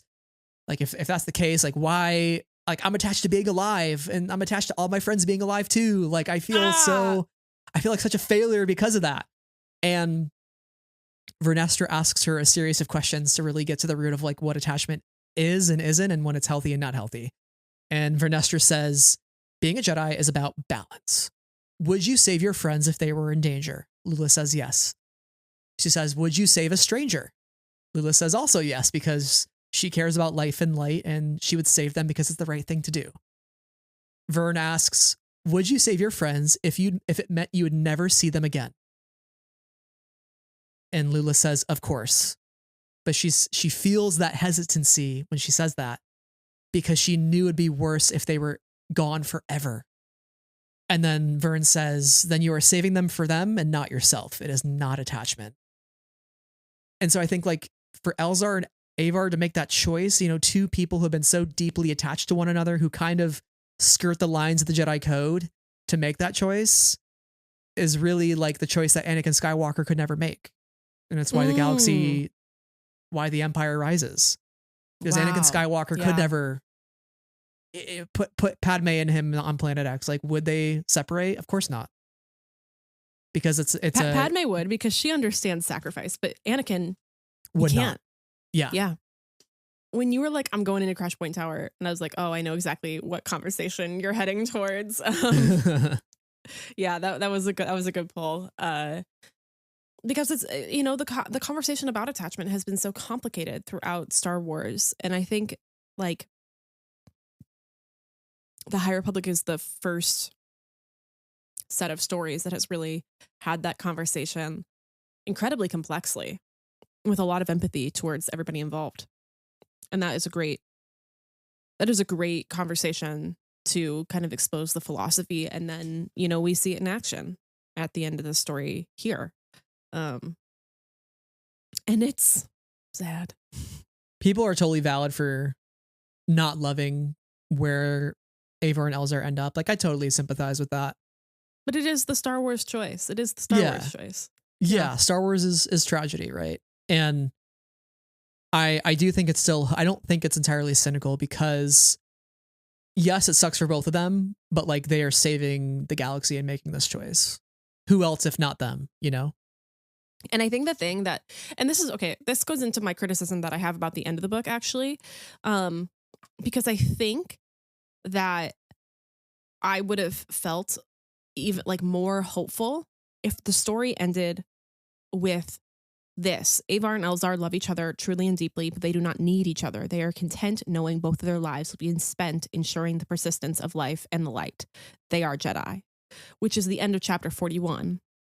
And then we have the epilogue, which is, you know, Marchion's banishment functionally. And it's only a page long, but it conveys a different tone because that tone there on page 420 at the end here is hopeful in the sense that it is autonomous, and it is hopeful in the sense that they are still, they have made a commitment to each other and to the world and to the galaxy that they are okay with, you know, and that is what being a Jedi means. And then it kind of ends on a different vibe, the whole series with Marchion, because it says, and so it went until the day he drew his last lonely, agonized breath, his lungs full of blood, his body a withered shell. In all that time, no one came from Marchion Ro, not even ghosts. The tone of that is much different than the tone of Avar and Elzar's sacrifice. And I think that's like why I wish they were flipped. And that the book left you with that hopeful moment of that they were Jedi. And this is what it all means. This is what it all means. Instead of the punishment of Marchion Ro, which I think is important to show and share. But it leaves the story with a different feeling. I understand that. I think what's interesting about putting these two chapters side by side as well is like all three of these characters are alone in some sense, and they're isolated. Right. And the fact that, you know, Marchion's alone for the rest of his life and he has nothing to show for it. He has nobody who cares for him, not even ghosts, right? And he will be forgotten, you know? Yeah. I actually feel like hope. I feel hope from Marchion, like that Marchion chapter, in the sense of like the bad guys will always lose, and this is what they will be left with. And I think we live in an era of many bad guys doing many bad things. And for me personally, like that's kind of what I needed to hear of like, yes, there are some people who will do awful, awful things to the galaxy, to our worlds, to the people we love. But at the end of the day, all they'll be is dust. Right. You know? No, I mean, I get it, because I do find a bit of comfort in knowing that these bad actors, these bad figures in the world, and it's only a sliver of comfort, but it is a comfort that they will rot one day. And like I get it. And I think that if this book were written in a different moment in our time, that the chapters might have been flipped and it might have felt a little different to leave with. But I get what you're saying there, because it's like, and he lost so truly and fully that he was alone. And maybe isn't there a little bit of hope in knowing that he suffered? Which is, there's like maybe a little bit of cruelty there, but it's also a bit of justice because of the particular levels of harm that he caused everybody. It's complicated. It's a complicated ending. It's a complicated ending to this story, which is it's so compelling. So compelling. Even if I have complicated feelings about it, I'm grateful that it is a complicated ending at the same time. Yeah, and I this would be like the number one question I'd want to ask Charles is like, how many conversations were there about like what's the final chapter? Right. Like, is it this or is it the Avar Elzar? Like, and were there conversations on should they flip, should they not flip? Because there's a lot of intentionality with ending on Marchion, and I'd love to know the reasons. You know, very, very fascinating. This is a book that I would have loved to watch, like be a fly on the wall through the whole creation process of the book and like through the editing process, because there's so much to wrap up here, and there's so much to do in this book, and you want to get it right. You want to land the plane. And I think, you know, we don't have to do too much illusion to know that, like, you know, Sarah, there is a Star Wars story where Sarah and Brad did not feel like they landed the plane. And that was also a big ending. And it's for this plan to be landed and for everybody to get off the plane safely, and everybody got their bags, you know, and nobody stole any bags, anything. Like, everybody got off the plane. Everybody made it to their destination with this landing, I think. I would love to see how that came about in the creation process of this book, because there is so much to do and so much to consider when you're crafting the end of the story too. And yeah, I would love to just be a fly on the wall in all these conversations. Yeah. I want to go back to the quote you mentioned and kind of read it in its full entirety, because I just love a good quote.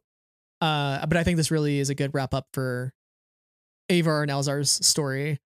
They are together in spirit, but separated in body. And now that they have begun the process of ensuring the balance of light and dark on the planet of the Shriekerai is maintained, they cannot shift or change.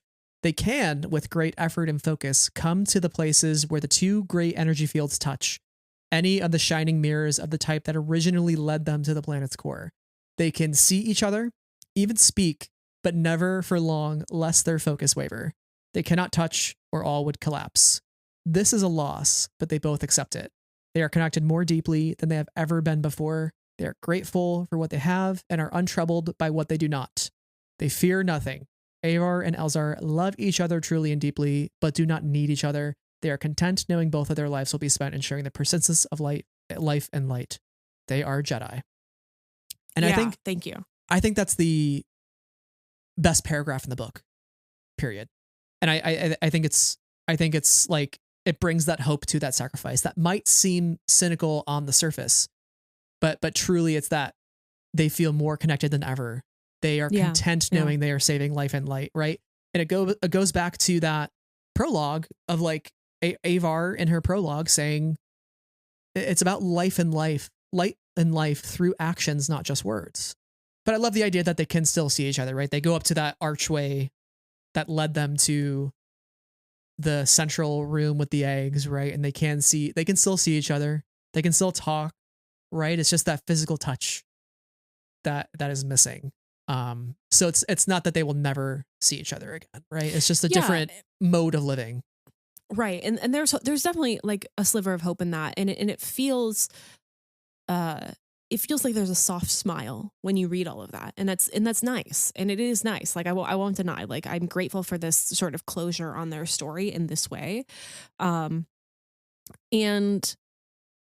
it really kind of evokes the image of The Last Jedi when Rey is in the mirror cave. That's what it like feels like to me. Like totally, there's a point that is unnatural in our real world that is natural within the Force, where they can come together, but they can't reach past the glass, essentially. And it's interesting to me because there's this whole thing in chapter 34 when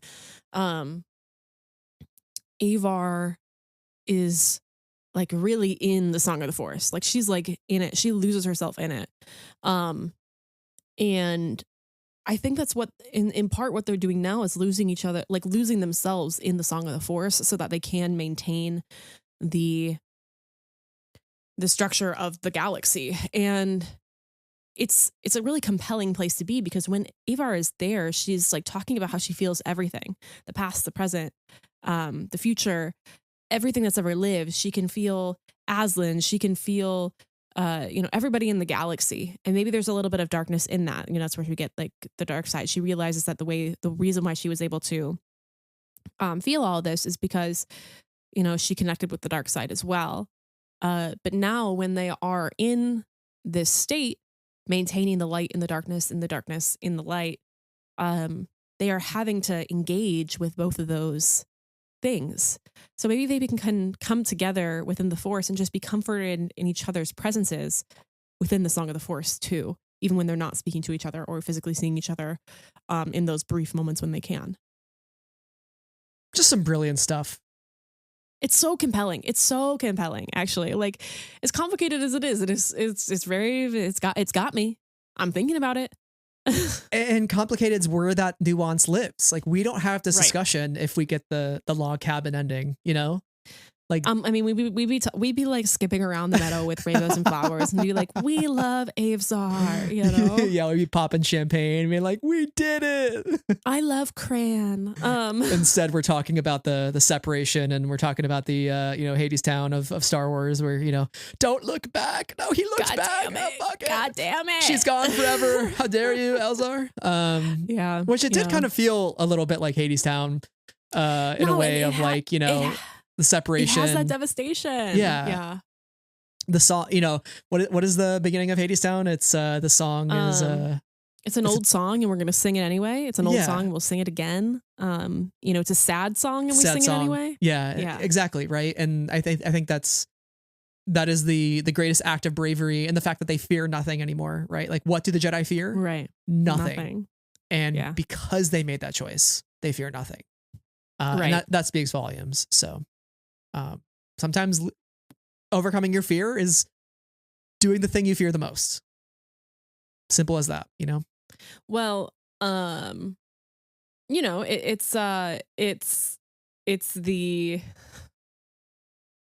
is the line that I've had such a complicated time with, but the more Star Wars we get, the more I go, you know what? Maybe they cooked with that one thing, which maybe Chris Terrio cooked a little bit. Maybe Chris Terrio cooked a little bit when he said it's for 5 minutes. Jedi's destiny to confront fear. But he really pulled that one out of the air. Right. No, but that's a line that has been made so much better for me over time because we've gotten stories like this, and one that I certainly didn't fully appreciate when I initially heard it. Mm-hmm. So what you're saying is thank you, Chris Terrio, as part of your official High Republic final episode acknowledgements. wouldn't go that far. Okay, let's move on. So let's talk about some other trials, right? So that Sure. was we talked about Avar and Elzar a bit. That was their trial.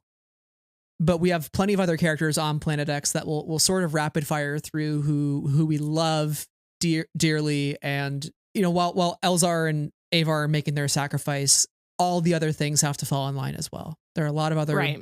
Everybody plays a role. Who do you want to start with first?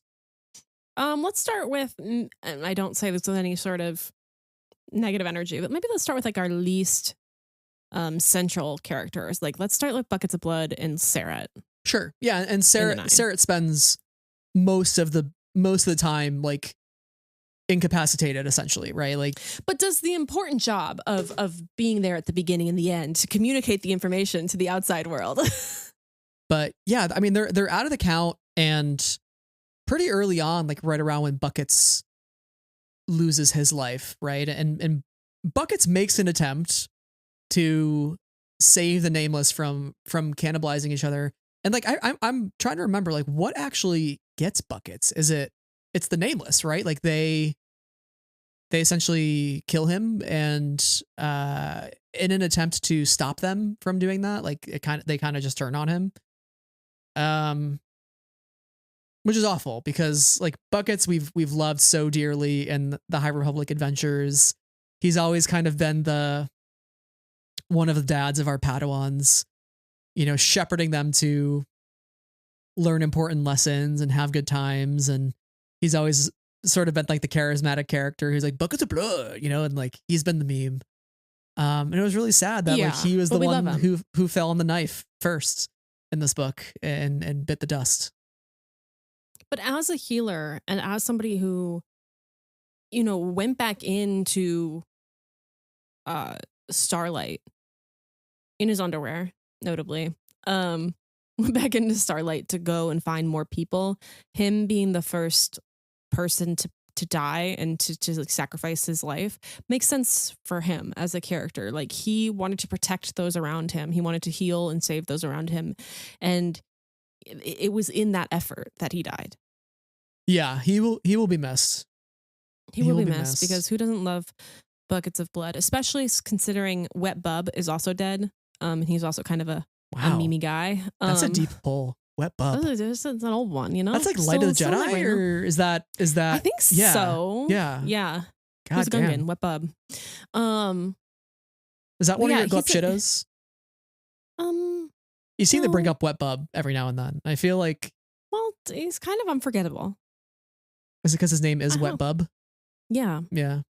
He was Gungan, you know? Mm-hmm. There's just like there's a lot of specific characteristics that make him interesting. Yeah. Gungan becoming a Nihil is so interesting to me. They seem so peaceful. That's what I'm saying. Anyway. What went through his life? Anyways, I want to know everything about him. But like Sarah, okay, don't jump to our other guys. Sarah, they like the stuff that we get with them is that they have this strained relationship right now with Tarek because of the things that they've endured so far. And so part of their journey towards the end of this book, when everybody returns home, is healing that relationship and learning how to move forward together. And I thought that was a really important moment for both Sarah and Tarek, being able to move forward. And this was the trial for them, seems like, even though they were injured, but like the trial for them is like being disconnected from Tarek, both physically and mentally at times, when they've been together, you know, sharing their consciousness with one another throughout their entire lives. And I think the healing of that towards the end is valuable, even if we don't follow Sarah so closely, or if we haven't read the comics or are just behind on them. Yeah, and I do love Sarah's initial description of Planet X, saying that it's a place that felt not ordered, and it grasps and surges and swings and bites and grows and loves and births more life. It kind of was giving, Rey feeling the Force in Last Jedi, like life, death, kind of all of that, you know? And the montage. Yeah. So that it kind of felt like Sarah's moment of that. So if we have nothing more to say about Buckets and Sarah, I think we should actually jump next to Ember, Burry, and Bell, because they're a trio of characters that have been with us since the very beginning and have been through so very much. And have a pretty epic ending. All three of them. And their trials, they certainly have them in this story. Who do you want to talk about first of the three? Let's talk about Ember. Because we alluded to it. We get chapter 26, which is Ember's POV, which was totally unexpected. What were your initial reactions when you realized who we were reading? Well, I won't lie to you. This was spoiled to me by somebody on Twitter who posted about this chapter very shortly after the book came out, to which I was like, that's unfortunate. Man. Okay. That, and then actually the last words of the book. So that's also unfortunate. Why are we in 2025? Like, why are people live tweeting them reading a book? Also without tags occasionally as well. Like that's just it's not unhinged. Even tags. It's like Rot 13 exists, and then we should all just be using Rot 13 when we talk about book spoilers shortly after a book has come out. Like Rot 13 is the answer to this, because you can type everything you want to type. You can type it out right, but you just Rot 13 it. Anybody who wants to read it, you can tag it as like, these are spoilers, and you can just drop it back in Rot 13 and unscramble it. This is just like a thing in the world that Sarah has an opinion on, and I think we should all just be using Rot 13 more. Thank you. Agreed. But when we got to this chapter, to answer the question that you asked me, I was expecting it, obviously, but to hear how her voice is written and what her how she thinks about the people around her was like really heartwarming. And also this difficult moment that they're in was really alarming at the same time, because I want everybody to live and be healthy and happy and okay. Yeah, Ember's chapter definitely was written from the like, oh, good girl, like good boy, like good doggo, like that kind of voice. I was reading it. We've got home friend and tall friend. Yeah, both being Belle is the home friend and Burry is the tall friend, and they were the goodest of good. She had known some friends almost all her life, since just after the bad hurt time. And that made you feel a little something of like the bad hurt time, what was going on before she grew close with Belle, and it makes you think of, adopting a pet and like what some of those adopted pets go through in their life and before they find their forever home with the right person. And so there's a lot of kind of emotion baked into that statement. And also pacts came and went, but a very simple rule applied to them all. This rule held a place as high in Ember's decision-making hierarchy as find food and love well. The rule was this: protect the pack you have. And I was like, God damn it, this is so like, I cherish Ember. This is so sweet, so wholesome. And then so quickly it turns south, because as you're reading this, something bad is about to happen with one, the fact that we're getting an Ember POV is like, oh God. Right. Why are we getting an Ember POV?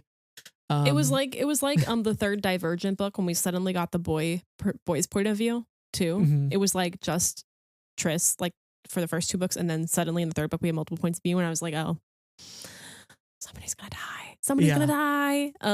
And then Ember goes after Marchion and tries to spit fire at him, and he chokes her throat, and she starts cooking herself from the inside because she can't let out the flame. And I thought that was the most horrifying thing in this book, aside from the Nameless cannibalizing themselves, because I was like, is she just going to die right now? Is she just going to burn in the flames? Is Charles killing a dog in this book? Yeah. I was like, this is dark. Mm-hmm. If we're going this way. And then for her to get thrown off the edge and Burry to jump after her, I thought was an extremely noble act from Burry. Him thinking back to the fall of Starlight Beacon, and when we actually learn finally that he hid inside the mouth of a Rathtar, and that's how he survived the fall. Right. And that was crazy, but him also doing this thing that, jumping off this height, which he doesn't know if he will live or die, but all he knows is that when people you love were lost, you found them, and when they fell, you caught them. Mm-hmm. And that's all that mattered in the moment, right? And so him saving Ember is what probably keeps the flame inside Belle alive to fight Marchion, right? So like all these little small acts of kindness matter in this moment, and lead Belle to the place he needs to be led to in order to fight Marchion. But Ember and Burry specifically in this moment, I thought showed a lot of bravery despite uncertainty. Yeah, and I think what's great about both of their characters is, just because Ember's always been the goodest girl, we know that she is an empathetic character. Like, she really loves Belle and Burry, and Burry is an empath. And so we have these two characters who feel so much and who want to care for their friends so much. And so them both in this moment of sacrifice, being there for each other, and essentially Burry going after Ember, which, is alarming for Belle to some degree because now he's alone, but also it puts him in the position to become a leader in this space against Marchion, and also like is a great show of compassion from his friends. Like, that's the thing, like their whole story is just compassion amidst all this tragedy. Yeah, totally. And I thought I thought Burry might have been a goner for a second as well when his fur started to light on fire. Yeah. Well, here's the thing. We can't kill Wookiees. Not in my book. Well, except for the Acolyte. Well, well, I have to say they all were going to get it, in the end. It was coming for them. It being the stranger, Tooth Fairy Man. Yeah. Yeah. He was really cool. Man, I really missed the Acolyte. Again. Yeah, I think we're due. I miss we're due. Bring Manny Jacinto and Amanda Stenberg back. Please. Good gracious. What are we doing? What are we doing canceling that show? Anyway. With that ending, oh my God. Anyway, it's fine. I'm allowing myself to think about it for a minute, and that's not a good place for me to be in mentally. Because it's so good. Yeah. Yeah, man. Oh, what in the world? What in the world? Oh God. I'm gonna be actively angry about it for a while again. Oh, this is why I don't think about it. We were talking about our friends. We don't kill Wookiees in general. It's just not a thing we do because they're precious. Like, we didn't kill Arkoff. Arkoff is hurt, but he's not dead. And we can't kill Burry either because Burry is a child. He is. Yeah, relatively. Yeah, relatively.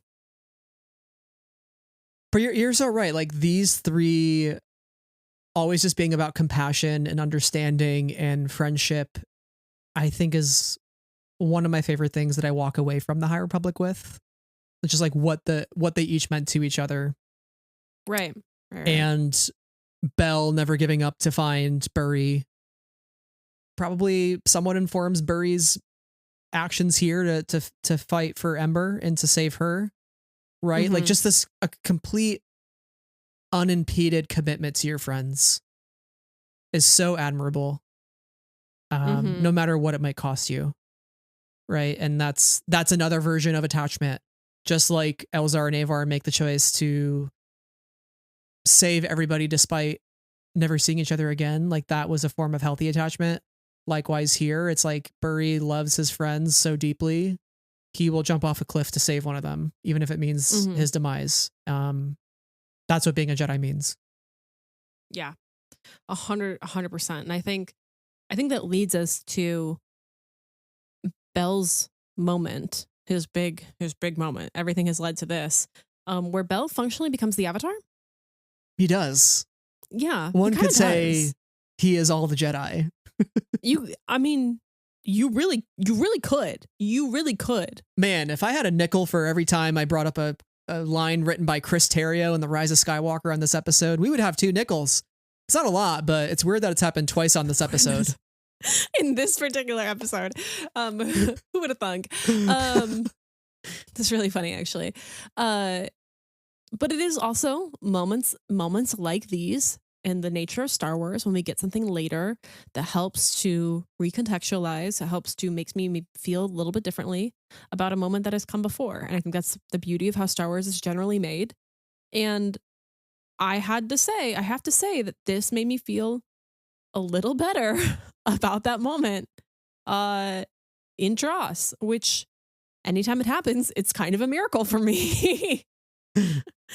But like, he is a vessel, in a vessel, like he is in the Avatar state. Essentially, he is channeling the force of the past and the present and the future in order to defeat Marchion. But the incredible thing about Bell and about the Jedi is their compassion and their empathy. And so he knows that he must let Marchion live. And that is a powerful choice in itself. Yeah, the Force wanted to live, and what was Marchion Ro's ambition in comparison? There is nothing greater than the Force, right? Bell is every living thing in the galaxy all at once, all their energy and will to live. And whether that is literally true doesn't matter, because it's what his mind believes is happening. That's the key. That's the key thing right there, right? Is it just in his mind? Is it actually happening to him? Is all the Force using him as a vessel, right? Or is it just the mentality that he can rise up here and defeat Marchion at his most physically weak, mentally weak moment, when the battle seems lost and it feels like he's going to fail and it feels like he's going to die, that he can look Marchion in the eye and he can tell him, nothing's ever been able to stop life. Death doesn't stop life. Life always follows. That's why people like you will never win. There's never only dark. Light always comes. And I did really appreciate this moment. I thought it was excellent. Like, it is his I am all the Jedi moment, even though he literally doesn't say that. The moment itself, I think definitely recontextualizes for me from Tross. That line though, really cringe. Just I am Iron Man. That's just all it was. But the moment and the concept and the idea of the Force kind of flowing into one person at a select time. I think we've often heard the use of the word vessel, the Force choosing people to be vessels, as kind of the stripping away people's autonomy and sort of showing the Force as something that overcomes free will and uses a person. I don't necessarily see it that way. I kind of just see it as like, the Force exists in all of us, and at certain moments we can feel the overwhelming sense of the Force. It's kind of like runner's high. It's kind of like the Star Wars galaxy's version of like fight or flight for a Jedi, potentially, right? Rey felt it, Bell feels it here. Maybe Darth Vader felt it when he threw Emperor Palpatine down a chasm, even though he had just had his arm cut off or whatever, his hand cut off, right? And so like, I think the Force can select certain people to feel something in a moment where the Force knows that we need to nudge that person in the right direction in order to allow the Force to continue living in all things. Yeah. And it's also something too, like, I think it's important to consider the location, right? Like, we are on planet X. We are in this Force Virgins, this nexus of a sort where the light and the dark both exist. There's the Force itself on planet X is overwhelming. And so for Avar and Elzar to lose themselves in the Song of the Force, and to go to places they had never been before and to access more of the Force that they'd ever been. And then for Bell to essentially do the same thing, to access more than he has ever accessed within the Force before. He communicates with Loden, or a vision of Loden. Yeah. In this state. Which he hasn't been able to do since Loden died. Not one time. Right. So he's, I don't know. We don't know for certain if he's communicating with him or with a vision of him. He's conjured, right? Like, I don't know if that's entirely clear in the book. But there is a sense of maybe the location, maybe the fact that they are here in this moment affects their ability to do this with more, like, it allows them a close the ability to do this to be a bit easier, because the Force is so imbued in the place. And maybe we could say the same thing about Exegol, because that was a place of the dark side, potentially. And maybe it became easier to access the Force because it was so there. Yeah. But also, like, we know the Force is everywhere and influencing things too, like, all over the place. But yeah, you're right. Earlier in this conversation, you meant, like, the word vessel has a negative connotation, and it does. Like, it's not a great word. But when we see this in action, or we see the Avatar state in Avatar, or whatever it be, we still see the autonomy of the person at the center of it. And I think that's the thing to remember. Right. And it just gives Bell the strength to make a choice. Right. Ultimately, he decides not to kill Marchion, right? Like he does lift him up and let him drop, and he kind of crumples and breaks some bones and whatever, so We'll make him suffer a little bit. Yeah. It doesn't melt his face off with a lightsaber, that's for sure. But yes, but he's like, the eternal punishment, that's not my deal. That's somebody else's deal. Exactly. But the whole book, he's grappling with the emotions of seeing the man who killed his master, right? Like he recognizes Jedi feel things, and they feel things very deeply. They feel anger and love and hate and fear. And sometimes he feels rage, and Bell is not certain when the moment comes, like what he's going to feel and what emotion is going to be the victor, and what emotion is going to be felt the strongest to guide his actions, right? But ultimately, Bell's choices are his own. I want to clear the end of this chapter. This is chapter number 31. And it says, Bell moved faster than Marchion can see, and the stars fell to the ground, each nearly bisected in a line of glowing heat marking the edges. At a certain point, Marchion, Bell said, it becomes pathetic. Marchion dropped into unconsciousness. The last thing he saw, Bell Zettifar holding his master's lightsaber. Yeah. Everybody in the audience cheered, okay? Everybody cheered. It's that meme of all the people in the bar watching the TV screen meme. Yeah. But it is that moment for Bell, is, he probably hasn't gone to therapy either. But he suffered so much, the loss of his master, the loss of Buri for a time, and being certain in his need to go and find Buryaga, and then having to continue to grapple with the state of the galaxy and wanting to play an active role in correcting that, and then having the ability to be the one who says, knowing that Marchion was like, that Loden was like the first person, at least to the audience, that we saw murdered by the Nameless. And do you remember, like, I think we all remember as High Republic readers how that felt, like how the end of the Rising Storm felt to us, and how that felt to Bell, and for him to have this moment where he has moved beyond that and been able to defeat the man who caused him so much pain and caused the galaxy so much pain at the same time, is a really, really powerful moment for Bell. Speaking of Loden too, I think it was such a wonderful touch to add Loden here. Because I mentioned he hadn't seen him for so long, but it doesn't matter if it really is him or if it's just in Bell's imagination. Like, what matters is what Loden is saying to him in that moment, whether it's real or not, right? Just because it's in his head doesn't mean it's not real. And him, Loden saying, "This guy, huh? You weren't kidding. Tiresome is the word," about Marchion, which I thought was so funny and such a little levity to such a serious moment. But it's kind of the reiteration and the emphasis of, like, what is a Jedi? And Loden says, nothing is over and the decision is yours. And Loden asks him, why do the Jedi matter, Bell? And Bell says, when things are dark and there is no one else, the Jedi are there. We don't have to know you. We don't want anything from you. We will not put ourselves above you because of the things we can do. We always help. We always save what we can, even if it costs us everything. We love all beings equally without attachment or condition. You can believe in us. And then Loden says, good, Bell. By the light and by the force, this moment has fallen to you. Your path will end someday, just as mine did.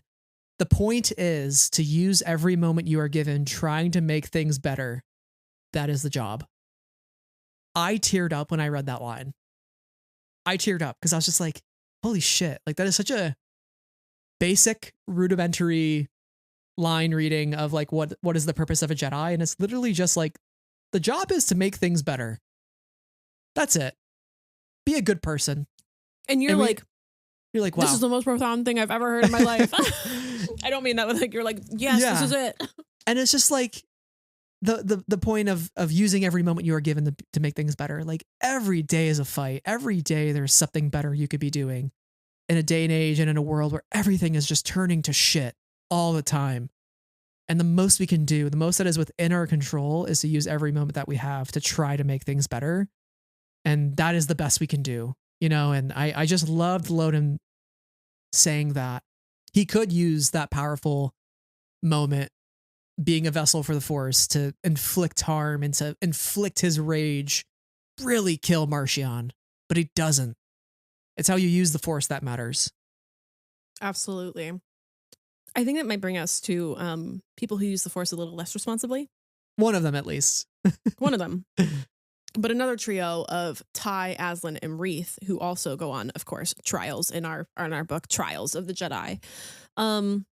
Because Ty does not know how she feels about Aslan. But that's a lie. She does know how she feels about Aslan. She thinks he's a monster. Like and she does not trust him. Monsters. Yes. And she's like, why'd you bring this fucker along? Like, let's be for real right now. This is bad. This is bad. Yeah. And we're still continuing to grapple with Reath's sympathy towards Aslan. And Ty especially is like, why?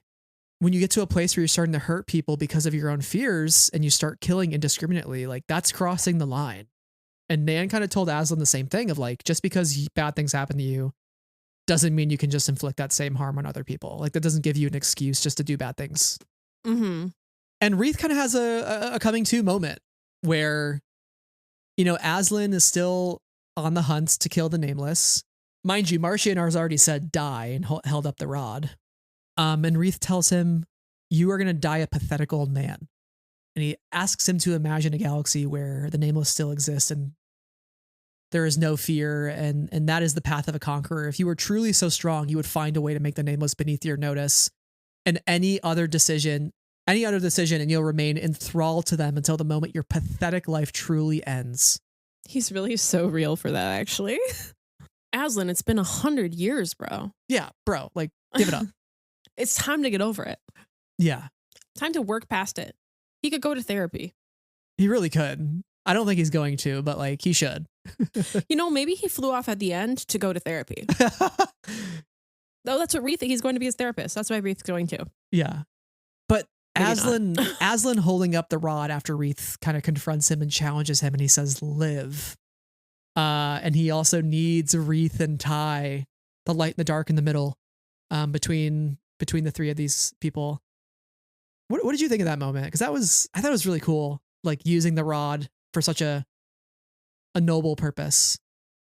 Yeah, it was really interesting to see them all come together and like put aside their differences in this particular moment to make this particular command, which then changes the tide a little bit, which is really important because everybody needs saving, and it gives you some hope for it gives you some hope for Aslan in that moment. It's like, okay, we put aside our differences to do this thing. Where's Aslan going to go from here? But I think their story kind of having its crux with the Rod of Ages and with the Nameless makes all the sense in the world, considering the journey that they've been on this far. And we've asked for a while, would Aslan do the right thing in the end? Like, would he make the right choice and be the hero? And I think he definitely overcomes his fear in this moment. Like, it is a pretty notable choice that he makes to command the Nameless to live, despite centuries of pain and suffering and fear. I don't think it's totally redeemable on his part, but like respectable. Yeah, he makes the right choice in that moment, even if he doesn't make the right choice for himself at the end. Right. But I do love that. I do love that even though he makes the right choice, he then follows that by finding the ship of Barnabas Vim, the abandoned ship of Barnabas Vim, finding Barnabas's lightsaber in the cockpit, taking out the crystal, bleeding the crystal red, the color red, a Sith lightsaber. You know what? And flying away. Do you know how I felt in that moment? I felt like that one Tyra Banks meme where she goes, "We were rooting for you. I was rooting for you. We were all rooting for you." That's how I felt. And then Reath followed him and I was like, I was rooting for you. We were all rooting for you. Well, why is Reath going off to find Aslan is the question. Why? Indeed, Brad. That is the question. I don't know, Brad. It bothers me, Brad. Is Reath just perpetually stuck in this mode of I can fix him? Or is Reath so susceptible that he could become his Padawan? I don't know. Considering he bled the lightsaber, he's now, to me, on a solid path of darkness. There's no ambiguity about that anymore, which, first of all, makes me mad. We were rooting for you. second of all, Wreath following him. I don't know if it means that he becomes his Padawan or he loses his life attempting to get through to him again, or if he just wants to learn more. His curiosity, his desire to learn, his archive historian nature just brings him to that place. Is he going to just observe him, follow him and observe him from afar? Or is he going to confront him or walk alongside him? We do not know. I hope we know in the future, but it bothers me that it's happening at all. Because Wreath is my little Pookie Bear. That's my little guy. I love him, okay? I love him so much. It's like, damn, he left that library on Coruscant, but at what cost? To go follow a Sith. Get back in the fucking library, bro. It's better there. The world is a scary place, Wreath. Don't follow that man, that old man with the goggles. Do not follow. I mean, it begs the question, what is Aslan's role in the rise of the Sith? Yeah. You know, I think there's some more story there to tell. Like, how do you draw a line from Aslan to Plagueis? Is Wreath Plagueis? You know, what's the line between Aslan to Plagueis, Plagueis to Chimere, and Plagueis to Sheev, etc. Right? And I think there's still a story there that needs to be told. I think the Acolyte was trying to tell that story, partially. And I can't believe we finally got Plagueis, and you know, it just was snatched from our hands again. Because I think the Rise of the Sith is a really interesting angle for some future High Republic storytelling. And here's the thing: all the girlies want the Rise of the Sith. Okay, all the girlies, and by girlies, that is a genderless term in this case. All the girlies want the Rise of the Sith. Everybody in Star Wars is like, "Oh my god, I love the lightsaber fights. I love this the dark side." You know what I'm saying? Okay, yeah, like it's all easiest, the girlies love the Rise. Easiest build. It's so easy. It's so easy, and yet there were so many complaints. Why? So maybe a future High Republic book storyline would help to fill that gap if we get more Aslan, who is the key to all of this, and Wreath, who may also be the key to all of this too. I would place a bet to say I will bet you we see Aslan and Wreath, like of any character, maybe Vernestra also. But I would guarantee you we'd see Wreath and Aslan again at some point. Oh, me too, because out of any story, out of any character in all of this, like theirs was left the most open-ended. And with the most implications, like a Sith, exactly. A red lightsaber, the first one that we really see. It just depends on when they want to mine that story, because sometimes Star Wars takes its time with that sort of thing. Yeah. If we can't get the Acolyte back, then maybe they mine this story. All right. We've talked about a lot of our characters. We talked about the ending on Planet X, how we maintain that balance going forward.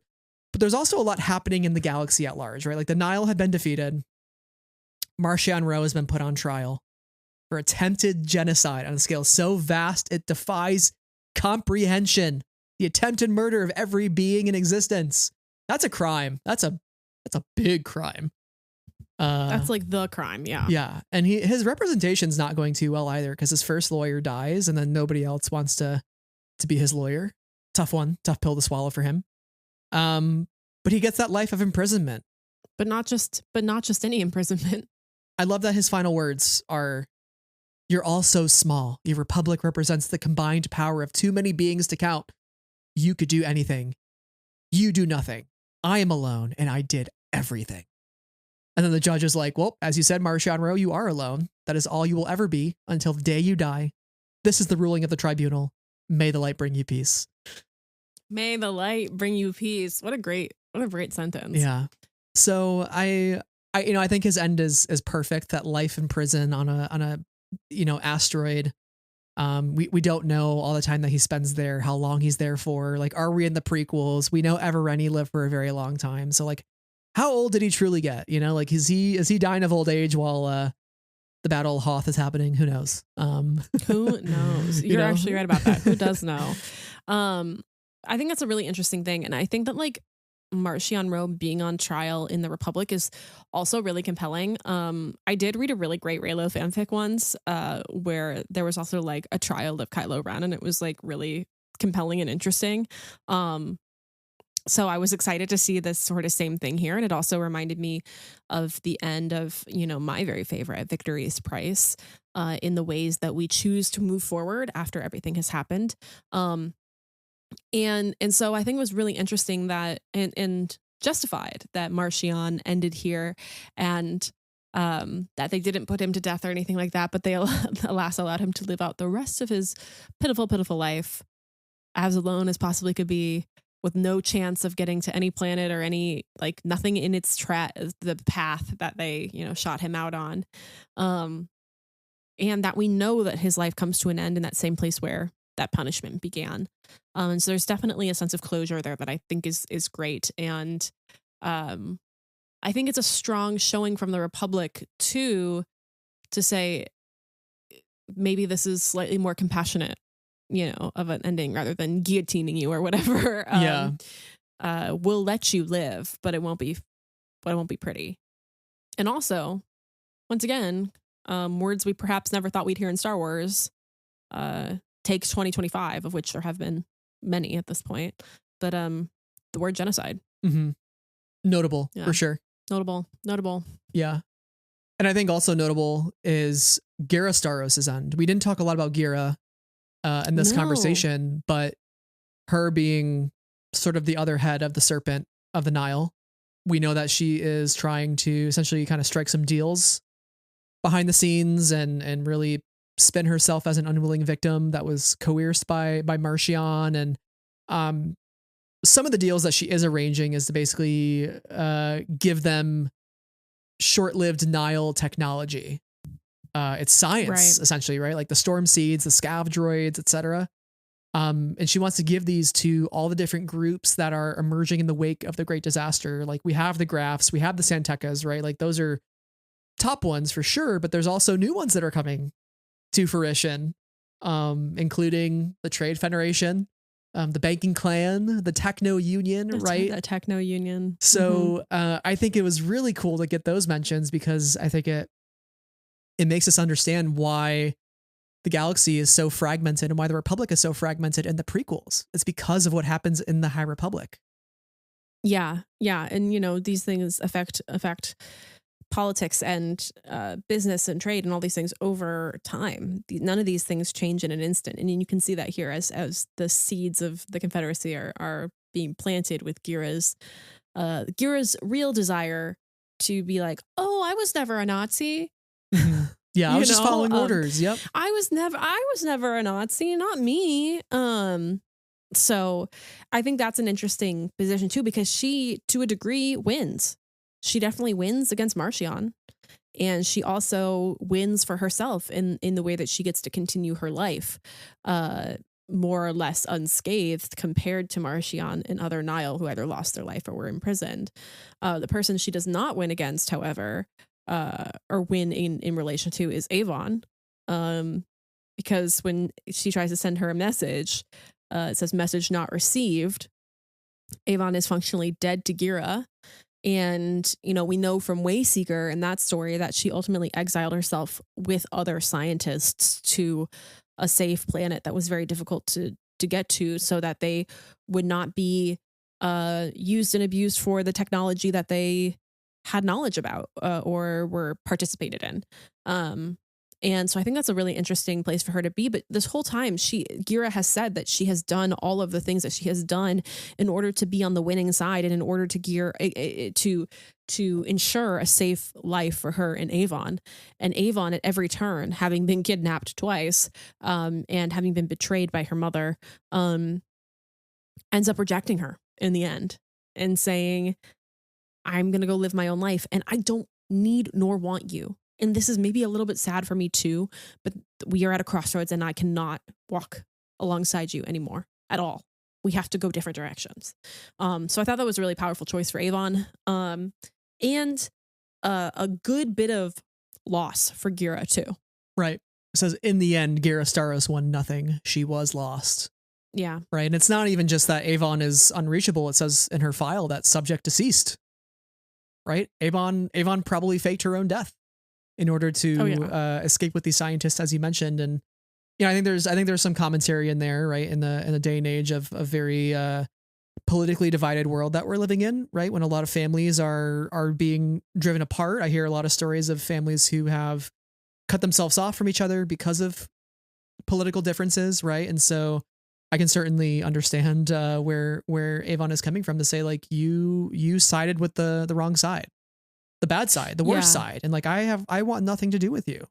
Yeah, and the thing is, both in the real world context and in the book, it's like it's not the politics specifically that it's Gira's ability to be cruel. Yeah. The Gira's disregard for life and for the humanity of others, and that's what happens in the real world as well. When children cut off their parents and stuff like that, is there's a clear disregard for respect for others in a lot of cases. Yeah, it's not we're not talking about differences in what pizza toppings we like or taxes, policy, even. Tax policy, the right kind of tax brackets or whatever. Like we're talking about human rights, genocide, right? Like we're talking about all these things, and Gira certainly wrapped herself up in all of the worst possible crimes imaginable, right? And there's really no forgiveness in that.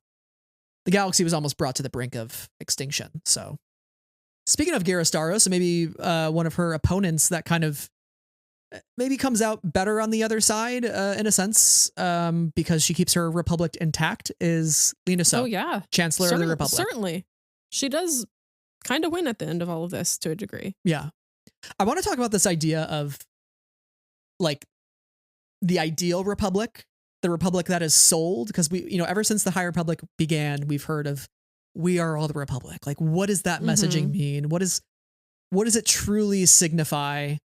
Is it a real thing or is it just sort of propaganda? And I think it's a little bit of both, right? But Lina talks about this like idea of what can we sell. She says, the Republic was just a story about way people could live together successfully in large groups. Someone made up that story a long time ago, then convinced so many people of its truth that in time everyone believed it. For the Republic to continue to exist, people had to keep believing in the story. Some of the key parts of that story, right? Leaders of the Republic work toward a greater good for all people. The many contrasting needs of the people will always be acknowledged and balanced. Institutions can create, leaders can be relied upon to fulfill their various functions with efficiency and fairness. The Republic will keep all of its people safe. All people in the Republic are equal and have equal opportunity, and that there is justice. Is that the story that the Republic actually lives? Does that Republic actually exist? And Lina Soule replies to that in her thoughts once again. This is the actual story. Elected leaders were just people. They could and did make mistakes. They could be selfish, venal, or afraid. Some peoples within the Republic were more powerful than others because of their wealth or military or technology. Institutions were complex and could fail in a number of ways. The Republic did its best to keep its people safe, but people still died constantly. All people within the Republic had a voice, but some were listened to more closely than others. There was justice for most. And I really loved putting these two things side by side to say, like, here's what's sold, here's what it actually is, right? And for centuries, we've had to try to make people believe in the former. And that was the job of every chancellor. But the Nile had kind of tore through that story like wildfire. And they basically proved that institutions and republics could fail, right? Like how many lives were lost during this war? So many planets sat behind the storm wall for so long without any aid. And so now that the storm wall is down and these planets are being brought back into the Republic, that's why in the prequels, we have so many planets that don't want to be a part of the Republic, and then why they want to join the Confederacy of Independent Systems, right? Like the story of the Republic has essentially started to erode and will continue to erode until it essentially allows one person to hold all the power in the land and to give it over to an empire. And the thing is, when it comes to the story that we tell ourselves about a state, so I'm jumping, I'm bridging the gap here between our real world and the fiction. When it comes to the story we tell ourselves about a state, it can't all be sunshines and roses. If our leaders do not acknowledge the harm that the state has been a part of, that the state has caused at times even, people become restless because they feel like they're being failed. They're being shown a rosy picture, but they are not experiencing a rosy picture. At the same time, if you only focus on the reality of things, nothing can ever truly get better, because all we're doing is focusing our energy on the negative and not about how we can fix things, but how things are, and how everything is always broken. And then our fixes or attempts at fixing don't become actually helpful because they're focused on the problems rather than true solutions. And the balance here is selling people the story and making them believe in it, but also making sure that people feel like they are a part of the solution, whether they be at the top or the bottom of the social hierarchy, whether they have the most money or the least amount of money. A strong leader in a time of crisis must make everyone feel like they are or could be part of the solution. And that we aren't just blaming this or that for our problem, but like acknowledging that there's been an issue and saying, here's how we can move forward together. And I think that, Lena's speech and her talking about this, she focuses on the story. She spends a lot of time, on the story, but she also says, every person in this republic is as valuable as the entire thing. And the republic should offer the same truth, safety, and opportunity to every last one of its citizens, not just, those who are strong, but also those who are weak and broken. And she also acknowledges, I think this is an important piece too, she also acknowledges the ways that people feel and the ways that people feel about moving forward with it after the Nile issue. She says, I know some of you may have an instinct towards enmity, towards punishment, and towards sanctions. You know that we have already brought so many of the Nile leaders to justice, including Marchion Ro. Others have yet to be found. I promise you, justice will be done. But do we treat those worlds as lesser? Even those who took up with the Nile freely, we cannot. If they wish to return, we will welcome them.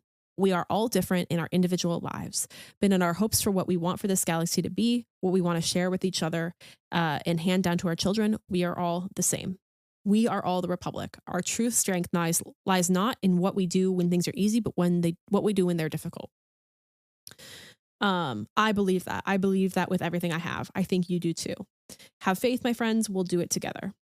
And I think that that's like, it's flawed, right? Like, because we know what it ultimately leads to, everything that here ultimately leads to. But there's an acknowledgement that mistakes were made, that things have gone wrong. And there's a suggestion that brings everybody together to work towards part of the solution. And so I think it's just interesting to consider the stories we tell about states, about nations, and where is the balance in the stories that we tell ourselves and acknowledging the realities. And I think that's something like within the American story, we don't grapple with this nearly as much as we should. And there are certain actors that want us to grapple with the complexities of Americanness less. And I think that is a problem because it works to assign blame rather than to acknowledge and rebuild. And I think that Lena So's speech here does a little bit more to acknowledge and rebuild than it does to blame. And I think that is valuable. Yeah. And the most tragic part of it is, I think, her, she calls it what will be her last great work, retelling the story of the Republic, right? Like that version that should be sold to the people. Like, can we reinstate that and make it be something to believe in?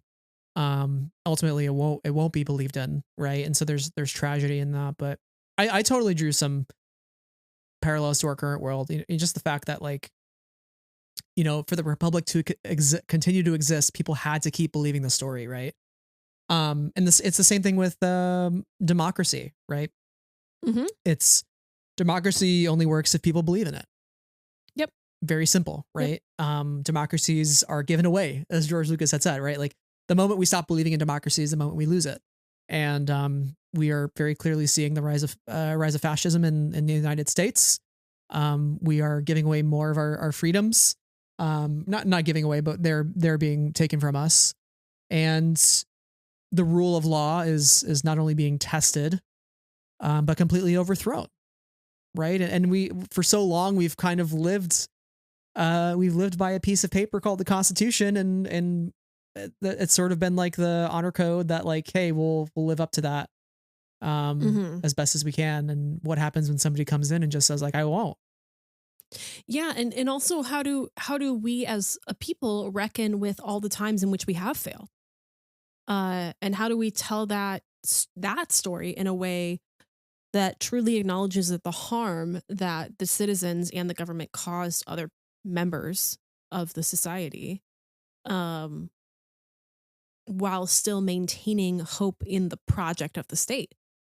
It's a historiography, how we talk about history, is a very interesting subject to me.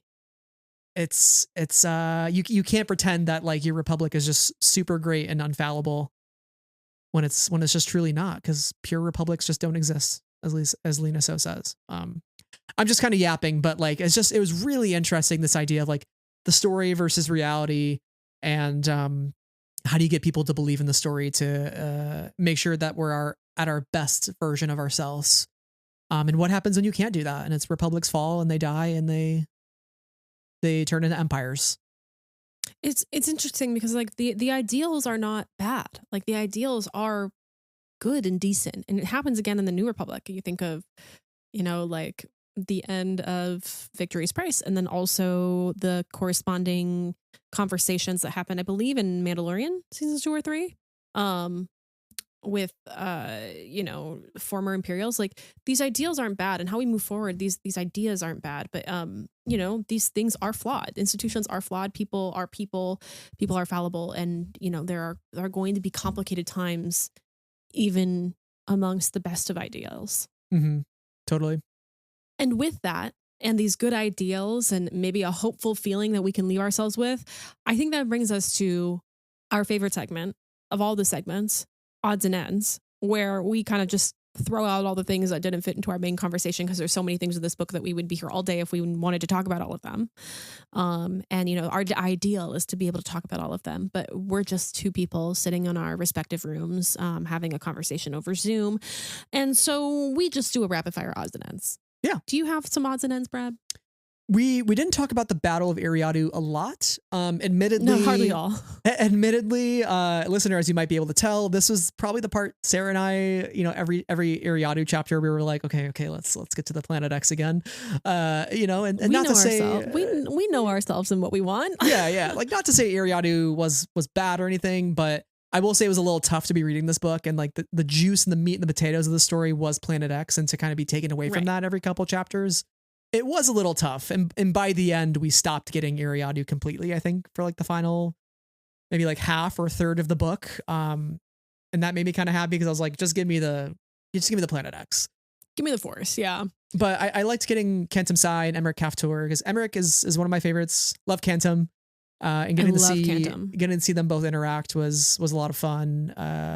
But more on Battle of Eriadu in the comics, I think. That's kind of where that takes place, mostly High Republic adventures. Some of the ruling families of Eriadu, including the Tarkins, who make up the Quintad, right? So we're seeing the Tarkins very early in the Republic's history, but just wanted to shout that out as like kind of a thing that was happening.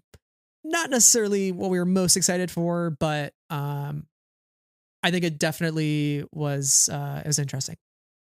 Yeah, and also, can I just say, Star Wars and naming their characters the same thing. We follow a character called Raiden throughout the Eriadu chapters, who is not Des Raiden. Yeah.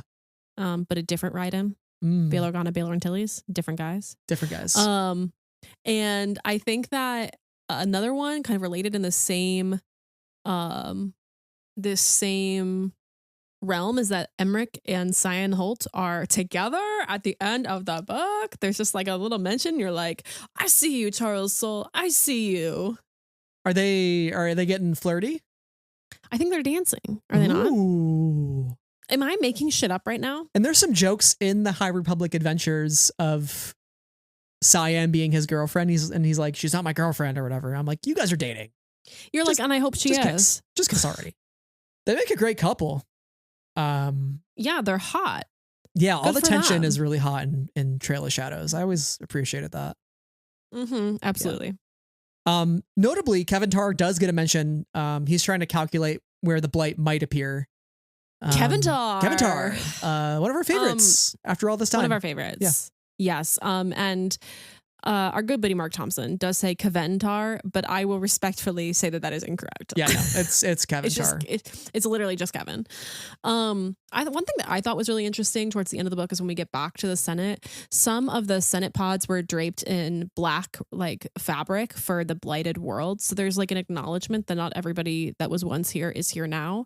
And I thought that was interesting, and it painted a really clear picture in my mind of the space, and I liked that. Mm-hmm. I have some stuff for Yoda at the end of the book, and it made me go back to the egg prophecy, and I still have the looming question of who writes the prophecy and when is the prophecy written, and that was never answered for us. But Yoda thinks the trials they had survived would echo through the Jedi's choices for generations to come. And the risk connected to the Shrieker Eye was so great, and the injuries visited upon them so severe, that the Jedi would keep them hidden as part of the Order's commitment to the safety of the galaxy entire, a burden, a compromise, and yet, as Yoda and the Council had decided, a necessity. So it's interesting because the choice is we don't talk about Planet X. We will never talk about Planet X because this place must be kept sacred and protected for all life, right? And yet there is a prophecy still kind of warning of what could happen to the galaxy entire if the eggs hatch. So I'm curious. Is it Yoda? Does Yoda make the prophecy? Who makes the prophecy? Was it already made by this point? I doubt it. My bets are still on Reeth or Vern potentially, but maybe mostly Reeth. Yeah. I do want to confirm that I've been flipping through the book as you've been talking, and Ember Cathor is dancing with Cyanhold. So everybody cheered. And I did pull that out of my memory, even though it wasn't in the notes. Good job, Sarah. She remembers things. The other person that we really haven't mentioned at all in this story is Porter. Porter's been a kind of a player throughout the whole initiative, and Porter gets an end here as well. And he goes, he was certain though that the role of the destroyer was too much for him to carry alone. He was sick of it, sick to death, but he was alone. Yada, yada, yada. And it says, despite what he had tried to tell himself, despite the Force, his constant companion, the razor sharp blade of light and dark, I am alone, Porter Engle said, but not for long. Not forever. Of that, he was certain. And so he kind of gets this kind of, there will be more for him in the future. He will maybe be reunited or find Barash, or, be able to continue on with the Jedi and with himself in the future. And I think that is a hopeful ending for him. I liked it. And he kills General Weiss. Nice job. Yeah, bye-bye, General Weiss. See you suck. I do love the idea of him taking solitude, his own Barash vow. So notably, Burry and there's that one final chapter called Everywhere where we're getting like very quick snippets of every character, which is that's where I'm in. Where I think you're in now. Burry searches for a troubled Padawan, which implies that Burry, very empathetic. We always wondered what his role would be. Would he just be a healer? Nope.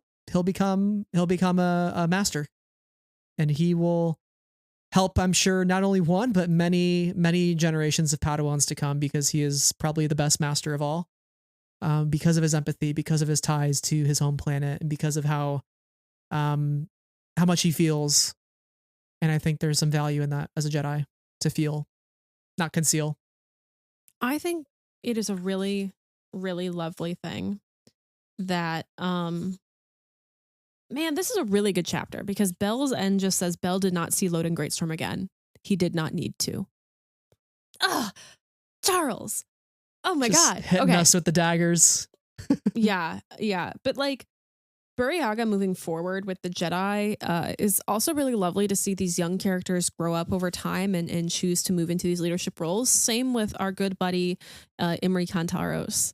And seeing his path forward is really nice, in the same way that seeing Burryaga's path forward is really nice as well. I'm reading the Reeth and Aslan moment. Sometime after the memorial, Reeth Silas, with the approval of the Jedi Council, left Coruscant in a vector.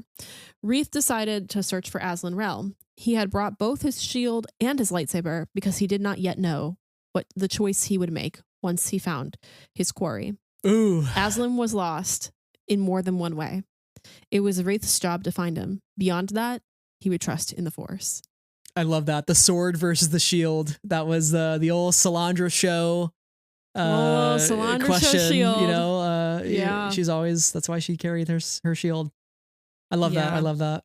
Yeah. I just, I worry for him. I do think, I think that like his relationship with Comac being better than it was, like puts him in a better place with the Force. But like Aslan is a really tempting fellow, you know, like he's been, and Wreath feels compassion for him. So I don't know. I don't know. But the Order let him go. You know what? I have a thought. Can I share with you my thought? Sure. I think that along, you know, there's Vernestra, our Wayseeker. So we know that Wayseekers continue for a decent bit because we're talking to adult Vernestra by the time that she's a Wayseeker. But in that book. But I do think that it's possible that they end the Wayseeker program due to just too many things happening. Do you know what I'm saying? Like, we had this one incident and that Jedi is lost. Or we had this incident and that Jedi was lost. But now we're to a point where maybe we've lost too many. We can't do this anymore. I wonder. And that's why the Lost 20 never becomes the Lost 21, because they're just like, we're just going to stop. We're going to quit this one. Yeah. Let's stop creating monuments for these people. Dooku left also. So, and he's part of the Lost 20. So. Yeah. But is Wreath also part of the Lost 20? We don't know. Who knows? Could be. Who knows? I do want to call out that Yoda, it's mentioned early on when the Blight is in the temple that it took 4 Jedi to replace Yoda. Just him holding back the Blight. But it says that he had an injury from the past that was re-aggravated due to the exertion of holding back the Blight. So this is why Yoda has to use a cane again, I believe. The exertion of the Blight was enough to throw out his knee for hundreds of years to come. Hundreds of years, yeah. It's done. It's done. His back, gone. No more. Yeah. Yikes. Sorry, Yoda. That's all I got. I have one final one, which I think is the most appropriate one to end on, considering all of the unhinged moments. And it wouldn't be a High Republic episode if not for the mention of Elzar Mann and without his pants. But there is a moment when they're on the way to Planet X, and they're all kind of sitting in the lounge on the ship, and Burry starts choking on his food, and everybody's like, "What the heck? What's going on?"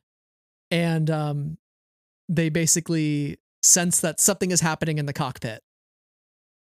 And we know who's in the cockpit. It's Avar and Elzar. And Belle just says, "Huh, good for them." So they're getting a little spicy on the way to Planet X. They've been sexiled from the cockpit, basically. And I just love the idea of Burry, choking on his food because he's like, "Oh God, Elzar's naked." He's like, "I did not need to know that right now. Oh God, that was not my business." Actually, he's like, "I picked the wrong night to have pork for dinner." Oh man. Oh boy, man. Anyway, may Elzar and Avar live happily ever after in their mind chat every once in a while. Do you think that they can, through the mirror? Do you think that they can? If we're ending the episode with this conversation, we need to talk about something. We need to talk about how much of them can go through the mirror. We need to stop. We need to talk about something else before we end this episode. We can't end this way. In true classic fashion, 3 hour, 15-minute mark, we are completely unhinged. We're gonna move on. Now let's get very serious. That was our odds and ends. And now these are our closing thoughts. This is it. This be it. This is it. Yeah. Sarah, where are you at? How are you feeling? How you feeling? I'm feeling a little sad. Yeah. This is it. It's been a good ride. It's been a good ride. I feel like I didn't actually cry on this episode. I got my cry out right before we started. Nice. And I am really grateful that we've had this conversation. I'm just like grateful to have read this book and gone on this journey. And I look forward to the future of stories set in the High Republic time, whether they intersect with our characters that we know that are alive and continuing to move through their lives, or if we meet fully new characters at a different time in the High Republic. I look forward to it. I do hope we get the Dawn of the Jedi movie one day. That tells another piece of this early story. And I hope we continue to get stories that are complicated, that fill in the gaps, that are empathetic and compassionate. And I hope we see Burry again. That's a good shout. That's a good shout.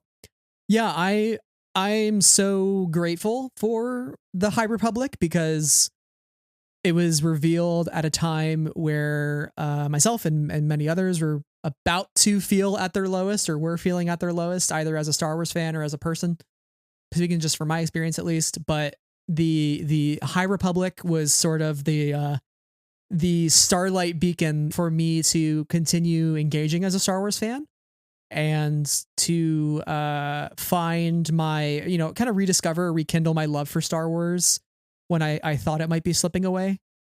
And it kind of gave me that second wind. Yeah. I wasn't the most apt fan of how the Skywalker saga ended, and I was feeling a little down and outs about that. And the High Republic came along and said, like, hey, wait, we have another thing for you that's separate and different and unique. And you're going to be buying 27 to 30 books over the next 4 years. So you better get some more Billy bookcases. And I was like, great. I'm signing up for this.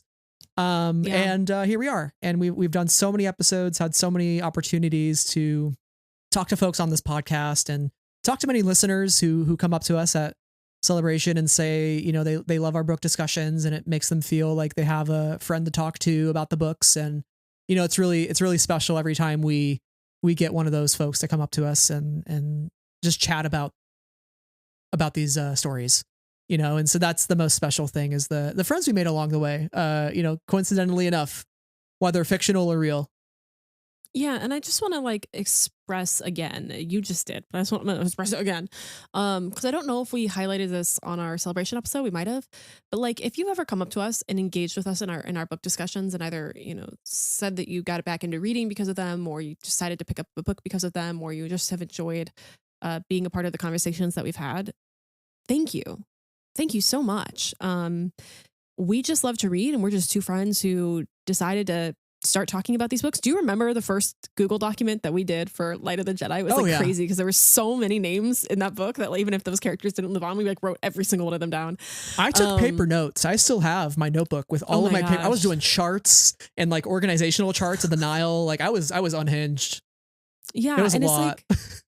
Yeah, it was. And it's become this incredible journey for us as friends and as readers and as Star Wars fans, and with other folks who love to read. So if you've ever talked to us about something we said on the pod or anything like that, thank you so much for just engaging in these conversations, for reading with us and alongside us. And I have such gratitude that these conversations don't just exist between us, so that they exist between every person who is not actively in this conversation but is listening to it. And that's really, really, really cool to me.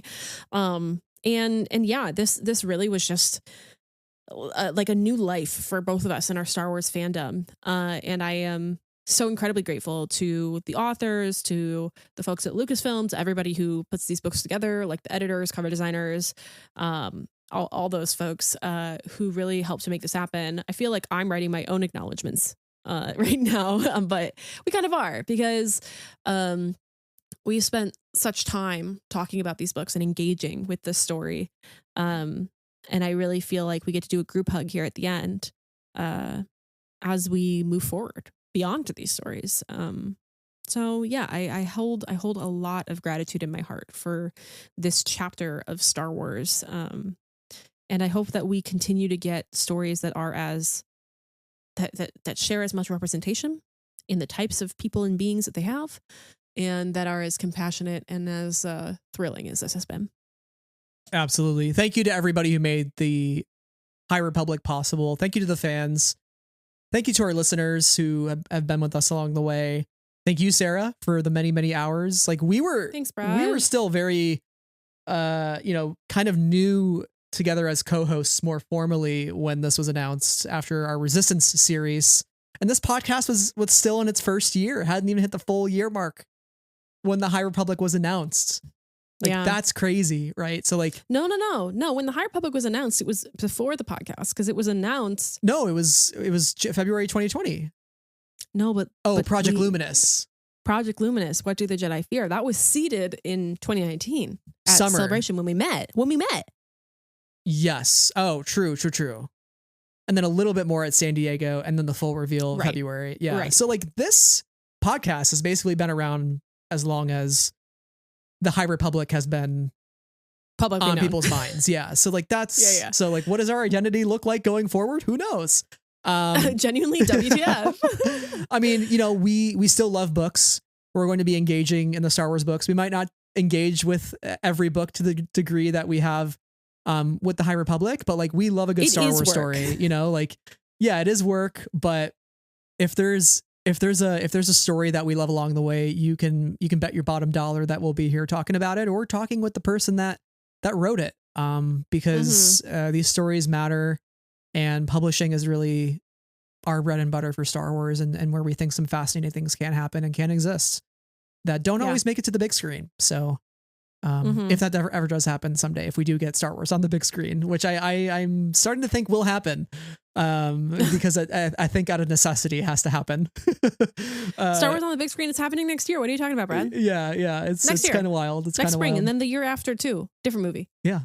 We're not going anywhere. There's still a lot more Star Wars to think about and talk about, and we'll be back. So stay tuned. But for more from us, follow us on all of our socials, follow us on our podcast feeds, wherever you listen. We'll be back in your ears very soon.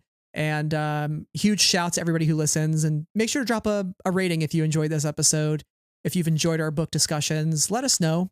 Definitely appreciate it and helps other folks find the show. So thank you. Yeah, my question of the day is, what shocked you most in Trials of the Jedi? Because maybe it's something different than what we've had. But seriously, thank you so much. And thank you to everybody who takes the time out of their day to listen to this podcast. We know that we make some long ones, so we appreciate it a lot. And special thanks to all of our patrons who do help keep the lights on here at Friends of the Force. We're very, very grateful for your support. They are Abigail, Andy, Ben, Brian, Cheryl, Clay, David, Emma, Ian, Jennifer, Josephine, Katie, Knights of Ren, Krista, Logan, Lucy, Lindsay, Matthew, Nicole, Rob, Ruth, Santa, Sky Talker, and V-Glyph. Thank you all so much for your support.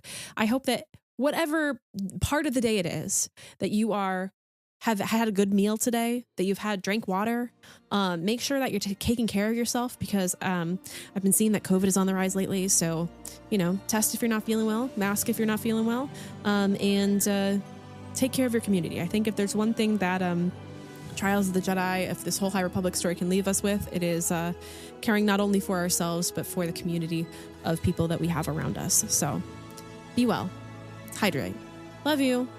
Love your neighbor. That's just the job. Thank you, everybody. And until next time, may the Force be with you always.